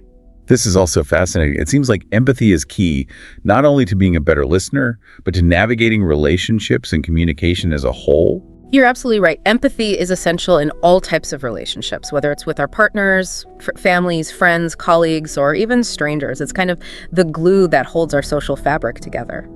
In romantic relationships, I imagine empathy allows us to understand our partner's needs and desires, to support them through difficulties, and to build a deeper connection. Yes, absolutely. It's about moving beyond our own ego and really seeing and valuing our partner's experience. And then in family relationships, empathy helps us navigate those sometimes complex dynamics, understanding our parents, siblings, and children from their unique perspectives. It feels like it could be a really powerful tool to overcome those generational misunderstandings and conflicts that can sometimes come up in families. You're spot on. And in friendships, empathy lets us be there for our friends, celebrate their wins, and offer a listening ear when they're struggling. being that safe space where they can be themselves without judgment. Yes. And even in the workplace, empathy is important for building trust, working together effectively, and creating a more positive environment. It helps us understand our colleagues handle disagreements better and build stronger relationships with clients. So it's not just a nice to have in lower case, it's actually a key ingredient for success in all areas of life. Right. It's a win-win for everyone. Now, with all the amazing benefits of empathy, are there any potential downsides or challenges we should be aware of? That's a great question. It seems like with any powerful tool, there's always a potential for misuse or unintended consequences. So what are some things to keep in mind? You're exactly right. One challenge is what's called empathy fatigue. Empathy fatigue. Yeah. That sounds almost counterintuitive. What does that mean? Well, it's a state of emotional exhaustion that can happen when we're constantly exposed to other people's suffering or negativity. Think about healthcare workers, therapists, social workers. You know, people who are constantly taking on the emotional burdens of others. Like their reserves of empathy get depleted, leaving them feeling drained and overwhelmed. Exactly. And while most of us aren't facing that level of emotional intensity day to day, we can all experience empathy fatigue to some degree, especially if we're surrounded by negativity or constantly consuming distressing news and social media. So it sounds like it's important to be mindful of our own emotional health and to set boundaries when it comes to absorbing other people's emotions. Yes, self-care is essential. We can't pour from an empty cup.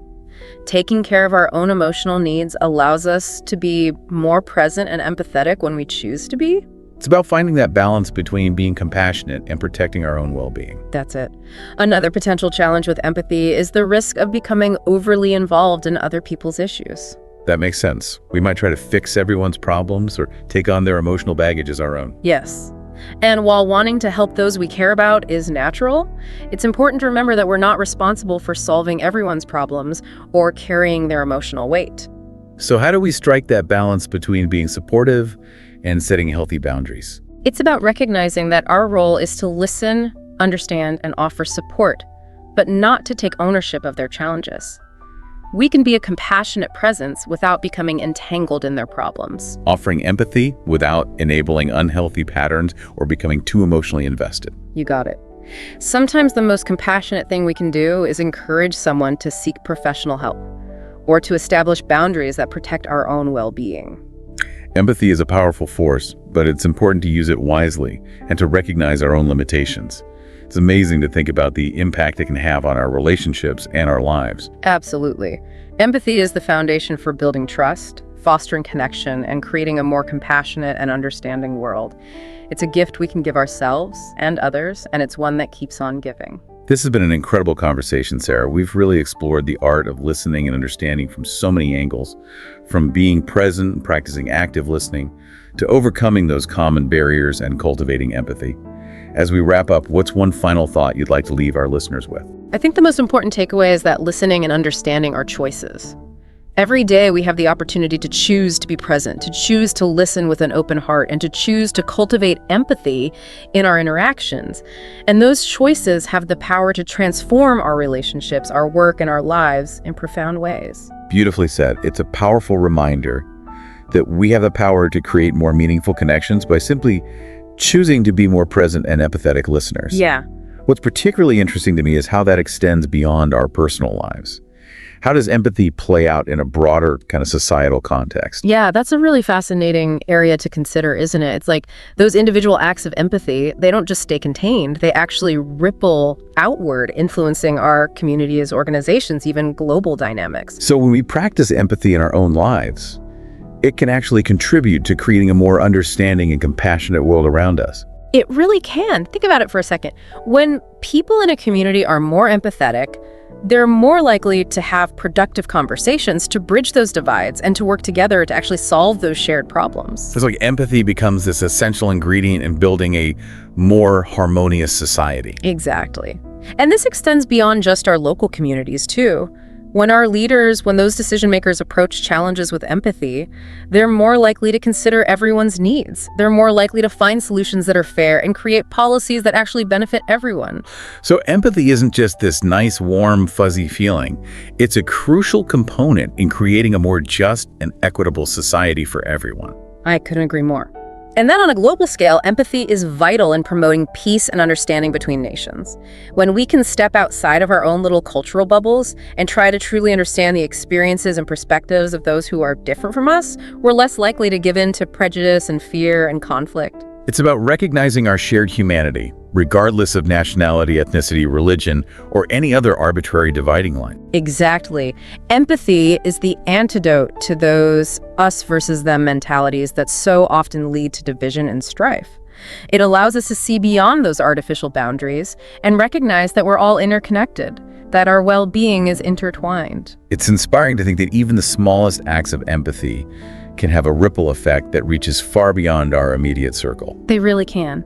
And those ripples of empathy, they can create waves of change, transforming our world into a more compassionate, just, and peaceful place. This has been a really incredible deep dive, Sarah. Thank you so much for sharing your expertise with us today. It's been my pleasure, Mike. Thanks for having me. And to all of our listeners, thank you so much for joining us on this journey of discovery. We hope you've learned some valuable tools and insights that'll help you become more effective listeners and better communicators. And remember, this is just the beginning. Keep practicing those listening skills, keep cultivating empathy, and keep choosing to connect with others on a deeper level. If you enjoyed this deep dive into the art of listening and understanding, be sure to like this video, share it with your friends, and subscribe to the Learn English Lab YouTube channel for more fascinating deep dives into all sorts of interesting topics. Until next time, keep listening, keep learning, and keep connecting. Okay, everyone, you know that feeling, don't you? That moment when, like, whatever you're working towards, that big career goal, that personal project that, once got you so fired up. Yeah.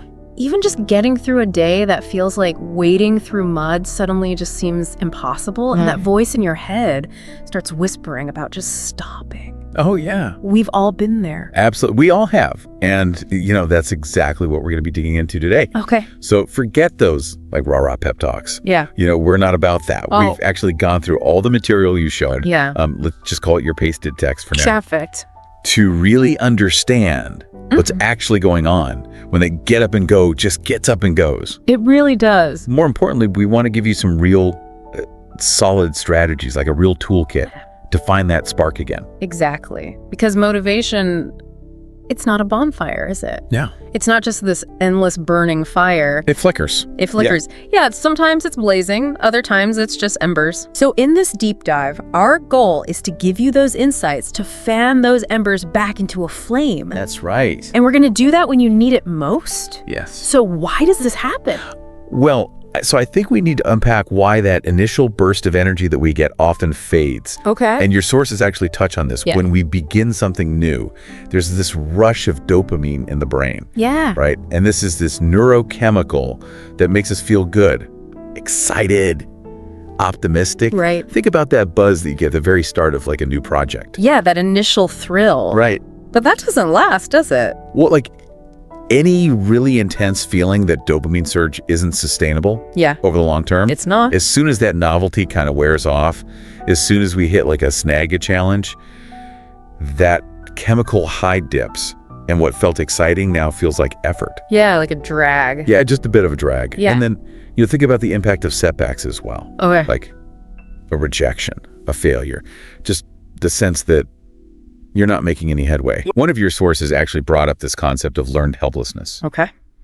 Which is essentially, if we experience these repeated failures, we start to think, well, actually, our efforts don't matter. Right.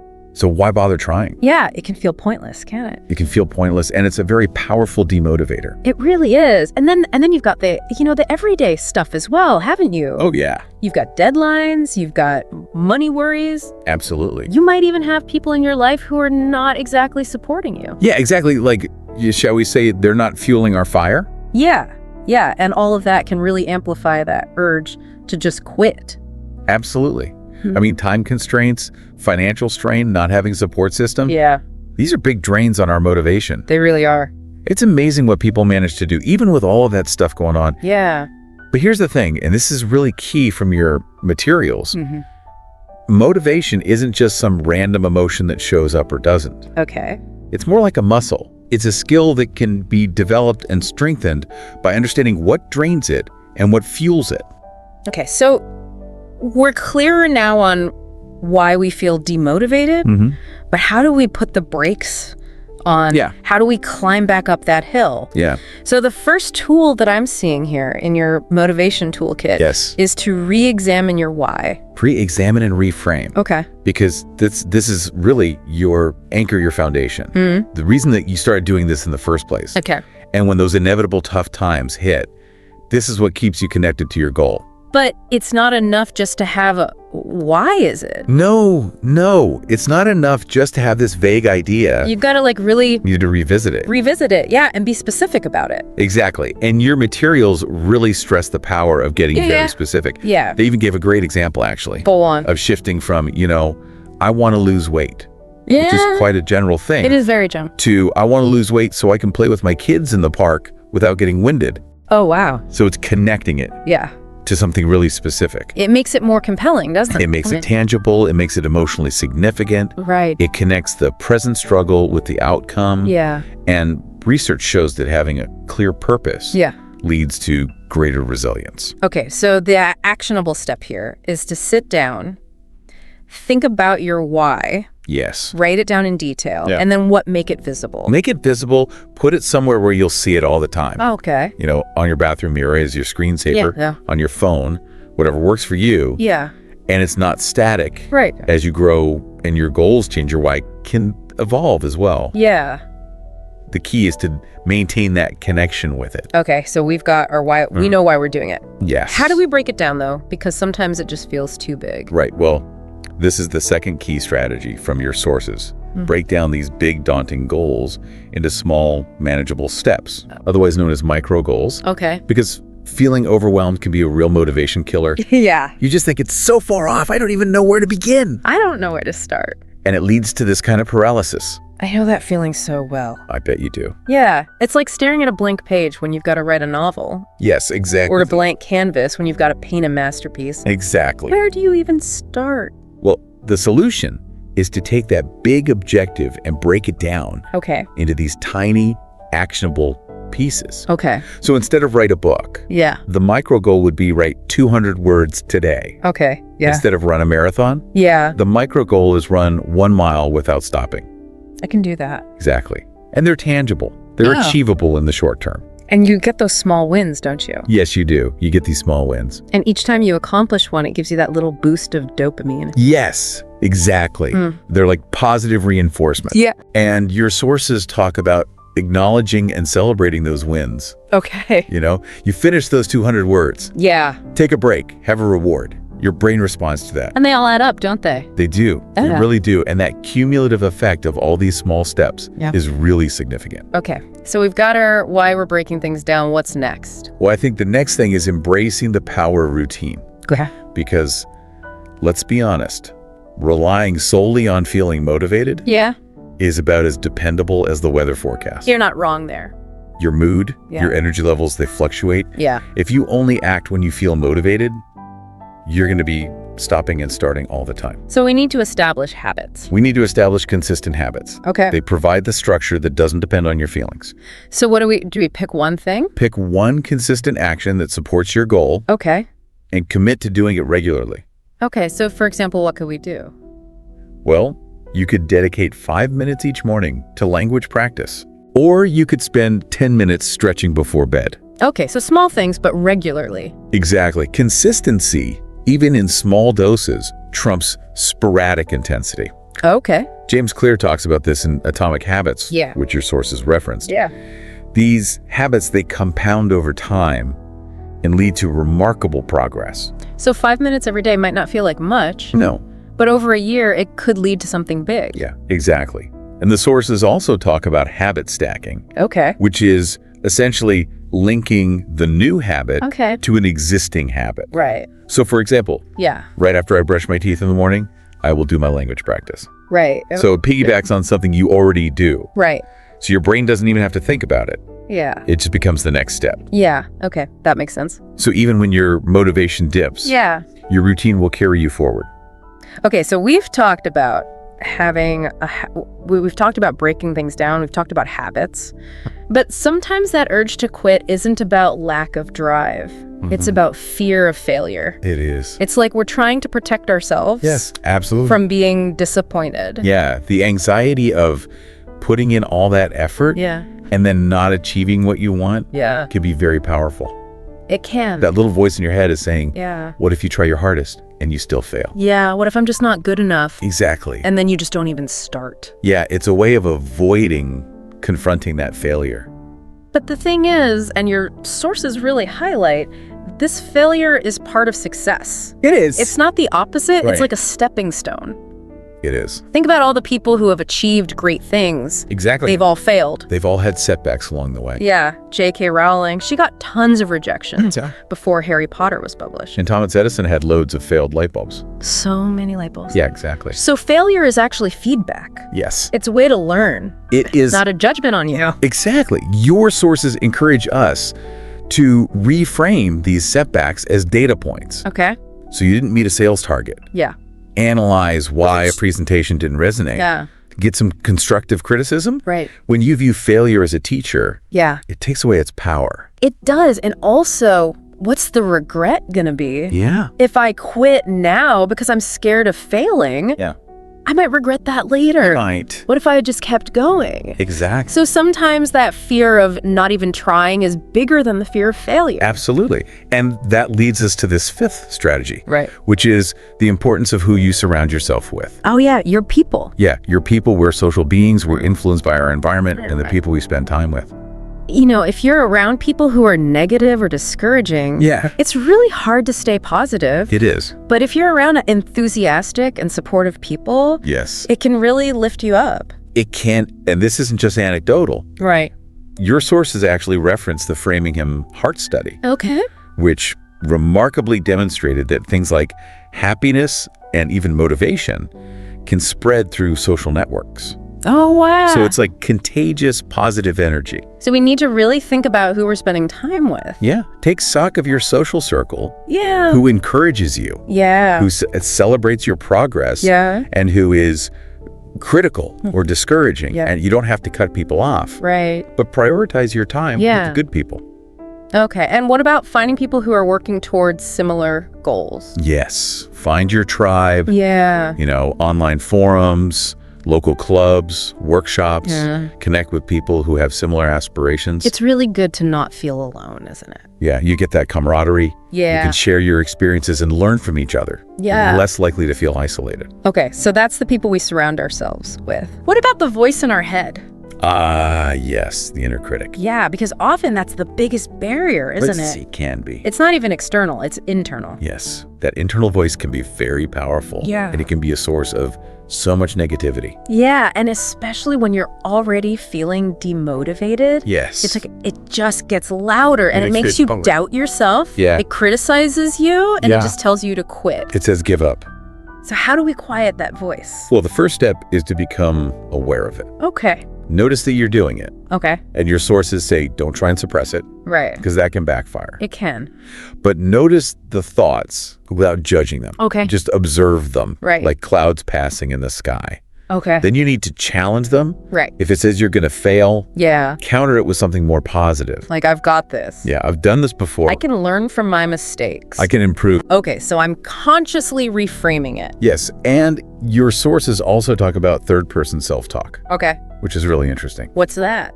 Well, instead of saying to yourself, I can do this, Yeah. try saying, you've got this. Oh, right. You've got this. Yeah. Research by psychologist Ethan Kross Okay. suggests that this creates a psychological distance Okay. which reduces stress Okay. and actually boosts your resolve. So it's like you're giving yourself advice. Exactly. It's like getting advice from yourself, Right. but from a more objective place. Okay, I like that.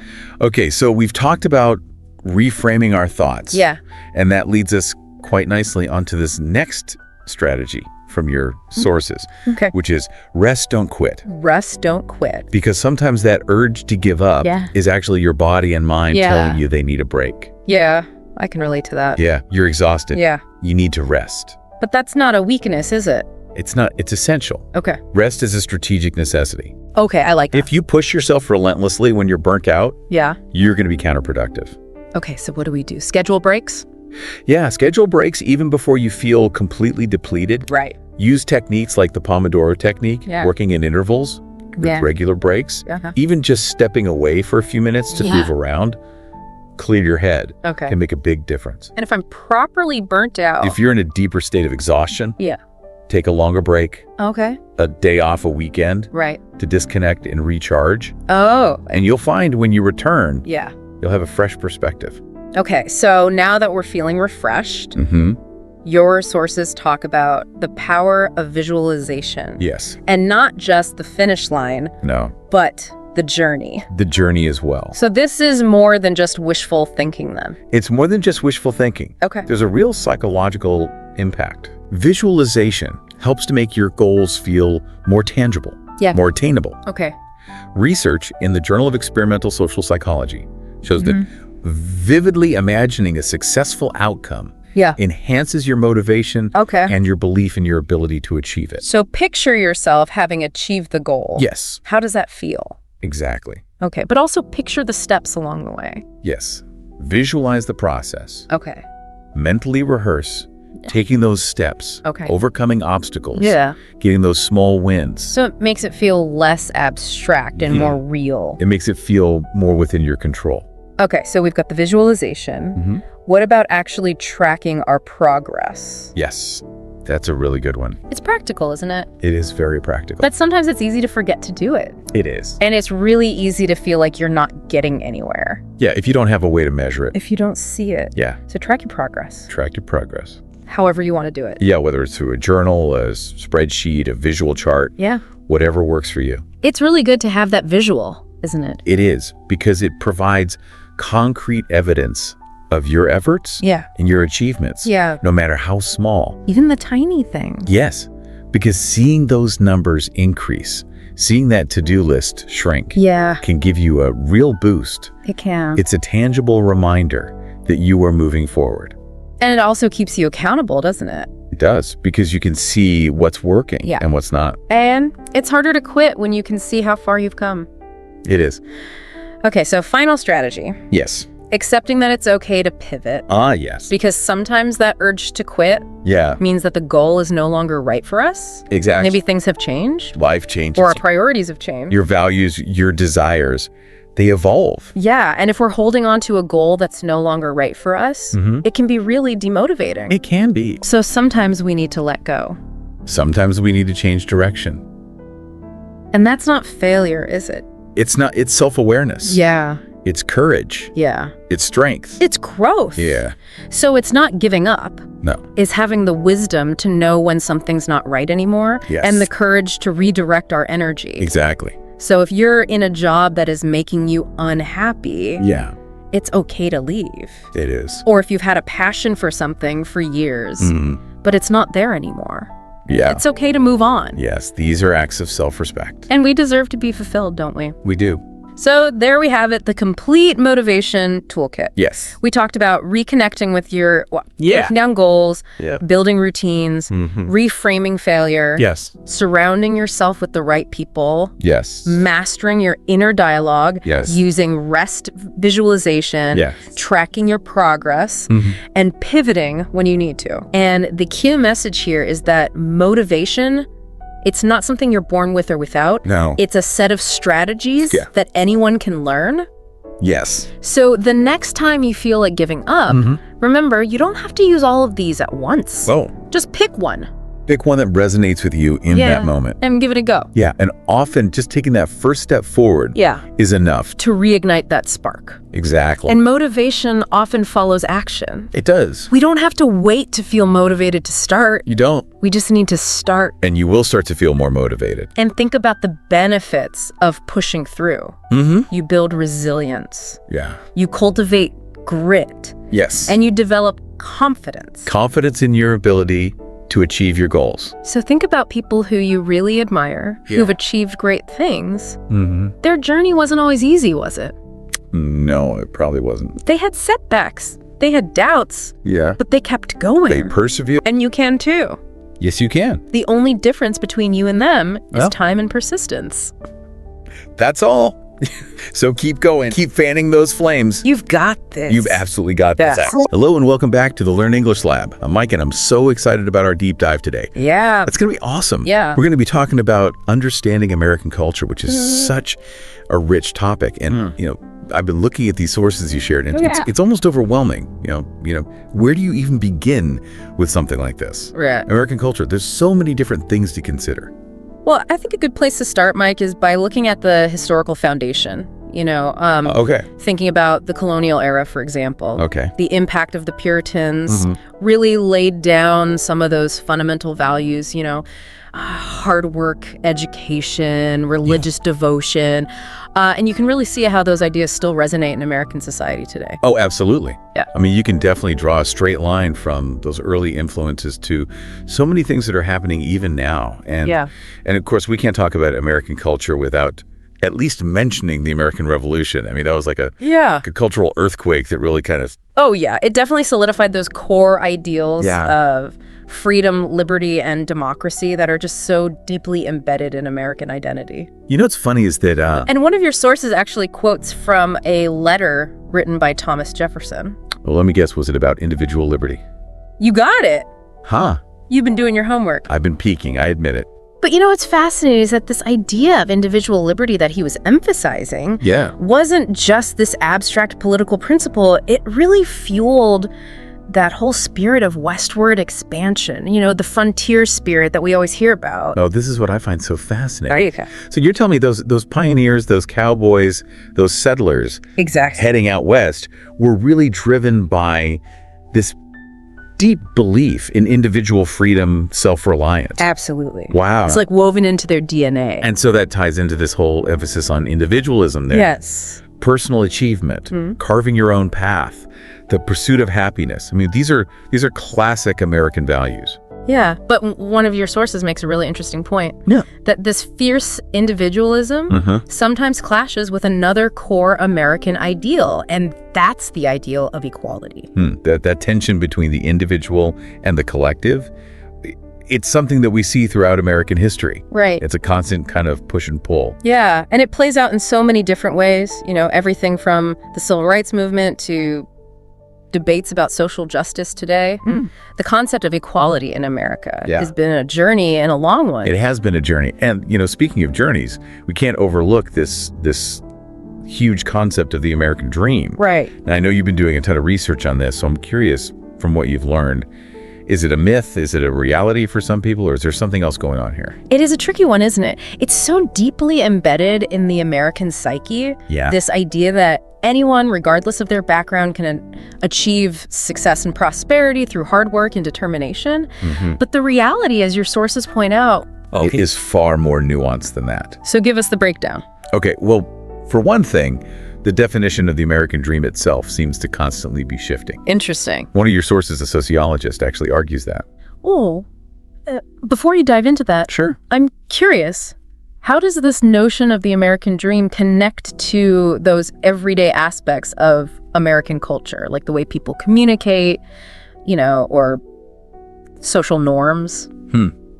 That's a great question. Yeah. And it actually leads us perfectly into our next topic. Oh, okay. Let's talk about that famous American directness in communication. Yep. Is it real, or is it just a stereotype? All right, let's find out. It's more than just a stereotype. I'd say Americans do tend to value clarity and efficiency. Right. So they'll often get right to the point, which can feel a little blunt to people from cultures that have a more indirect style, It's funny because one of the articles you sent me actually talked about this. And they were saying that this directness might actually be connected to that whole historical emphasis on individual liberty and self-reliance. Yeah, if you think about it. Yeah. Those early settlers, they had to be clear and straightforward to get things done. Totally. They're building communities, they're forging new paths, they're negotiating deals. They don't have time to... No time for small talk. Exactly. So if I'm trying to navigate this directness, any tips to avoid any kind of cultural missteps? Well, I think the main thing to remember is that it's not meant to be rude. It's just a different way of communicating. Okay. And also, be mindful of personal space. Oh yeah, personal space, that's a big one. Americans like to have a little bit of distance. Okay, so what's a good rule of thumb? Like, how much space are we talking about? I'd say arm's length is a good starting point. Okay. But it can vary depending on the situation, who you're talking to. Sure, the context. Exactly. Okay, good to know. And while we're on the subject of cultural norms, can we talk about tipping? Oh, tip. This is something that a lot of people find really confusing. Yeah. I can see why. So why is it so important in America? Well, it's deeply embedded in the service industry here. Wow. A lot of servers, bartenders, other service workers actually rely on tips to make a living wage. So it's almost like it's built into the system. It kind of is. Interesting. And it's not always obvious, who to tip, how much to tip. Yeah, it can be a little tricky. It could be a minefield. One of your sources, that travel guide, actually breaks down all the different tipping amounts. Oh, perfect. I'll definitely be checking that out. It's a good resource. Okay, let's switch gears a little bit and talk about something a little more fun. Okay. American popular culture. I mean, American music, movies, TV shows. Yeah. They're known all over the world. Global phenomenon. Yeah. So what are some of the most iconic elements that are like distinctly American? Oh, where do we even begin? American music has had such a huge impact worldwide. I mean, think about jazz, blues, rock and roll, hip-hop, country. These genres all originated in the US, and they've really shaped music globally. I feel like American music has this incredible energy and this real ability to blend different cultural influences. Yeah, absolutely. What about movies and TV shows? Well, Hollywood, for better or for worse, has become like this global entertainment powerhouse. It has. And American movies and TV shows, they often reflect American values, anxieties, dreams, even if they're sometimes a little exaggerated. A little haha. Yeah. Okay, last question before we move on. Okay. I've talked about high culture now. Let's talk about food. All right. Everyone knows the stereotypes: burgers, fries, apple pie. Yeah. But what are some truly iconic American dishes that really represent the country's diverse culinary landscape? American food is so much more than just those stereotypes. I'm glad to hear it. One of your sources had a really interesting take on this. Oh, yeah. They were arguing that American cuisine is like a culinary time capsule, reflecting different waves of immigration and cultural exchange. So it's kind of like a melting pot, just like American culture itself. Exactly. You've got regional specialties like Southern barbecue, New England clam chowder, Tex-Mex Cajun food. All so different. Yeah, each with its own unique history and flavor profile. And of course, you can't forget the influence of immigrant communities. Huge impact. Yeah, adding so many layers of flavor and diversity to American food. Absolutely. This is a great point. American culture isn't a monolith. It's not. Right. You've got regional differences, ethnic and racial diversity, different generations, all contributing to this bigger picture. Yeah, it's multifaceted. It is. So how does all of this complexity come together to make American culture what it is? Well, that's the beauty of it. American culture is dynamic. It's constantly evolving. It's like a tapestry. It's not static. It's fluid. It's messy. Yeah. And it's always adapting to the changing times. Right. And I think that's what makes it so fascinating to explore. Yeah, I totally agree. I mean, this conversation has really highlighted just how many layers there are to unpack. We've only just scratched the surface. Yeah. But hopefully, this deep dive has given you a better understanding of some of the key forces that have shaped American culture and continue to shape it today. Absolutely. Speaking of forces, we can't ignore the impact of technology and innovation. Right. I mean, the U.S. has been a leader in technological advancement. Sure. And that's really had a huge influence on how Americans live, work, and interact. Oh, yeah, without a doubt. Think about the invention of the telephone and the automobile, the rise of the internet and social media. It's crazy how much things have changed. It really is. American culture is deeply intertwined with the spirit of innovation and the pursuit of technological progress. Yeah, and it makes you wonder about the future of American culture in this, rapidly changing digital world. Absolutely. It's a fascinating question. It is. That actually reminds me of another important institution, the American education system. How does that fit into this whole picture of American culture? Education is incredibly valued in American culture.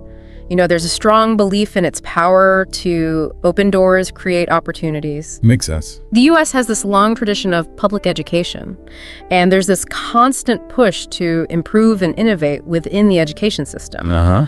One of your sources, a report on educational trends, actually makes the case that... Well, before we dive into that report, Sure. I'm curious, what are some of the broader values or goals that the American education system aims to instill in students? Well, it's not just about, rote learning or acquiring technical skills. Okay. There's a big emphasis on critical thinking, problem-solving, creativity, and adaptability. Oh, wow. The goal is to equip students with the tools they need to navigate a world that's constantly changing. So it's about fostering well-rounded individuals who can really contribute to society. Exactly. And that includes not just in STEM fields, but also in the humanities, arts, and social sciences. So it's about cultivating a diverse range of talents and perspectives. Yes. That seems to be a recurring theme in our conversation about American culture. It is. It's about embracing different points of view, Yeah. fostering innovation, and constantly pushing the boundaries of what's possible. Right. We could talk about this forever, We could. but I think we've given our listeners a pretty good foundation to build upon. I think so too. Before we wrap things up, though, I have one final question. Okay. We've talked about all these different facets of American culture. The history, the values, the communication styles, the food, the technology, the education system. Yeah. But what about the intangible? What about that elusive American spirit we often hear about? What does it actually mean, and how does it show up in everyday life?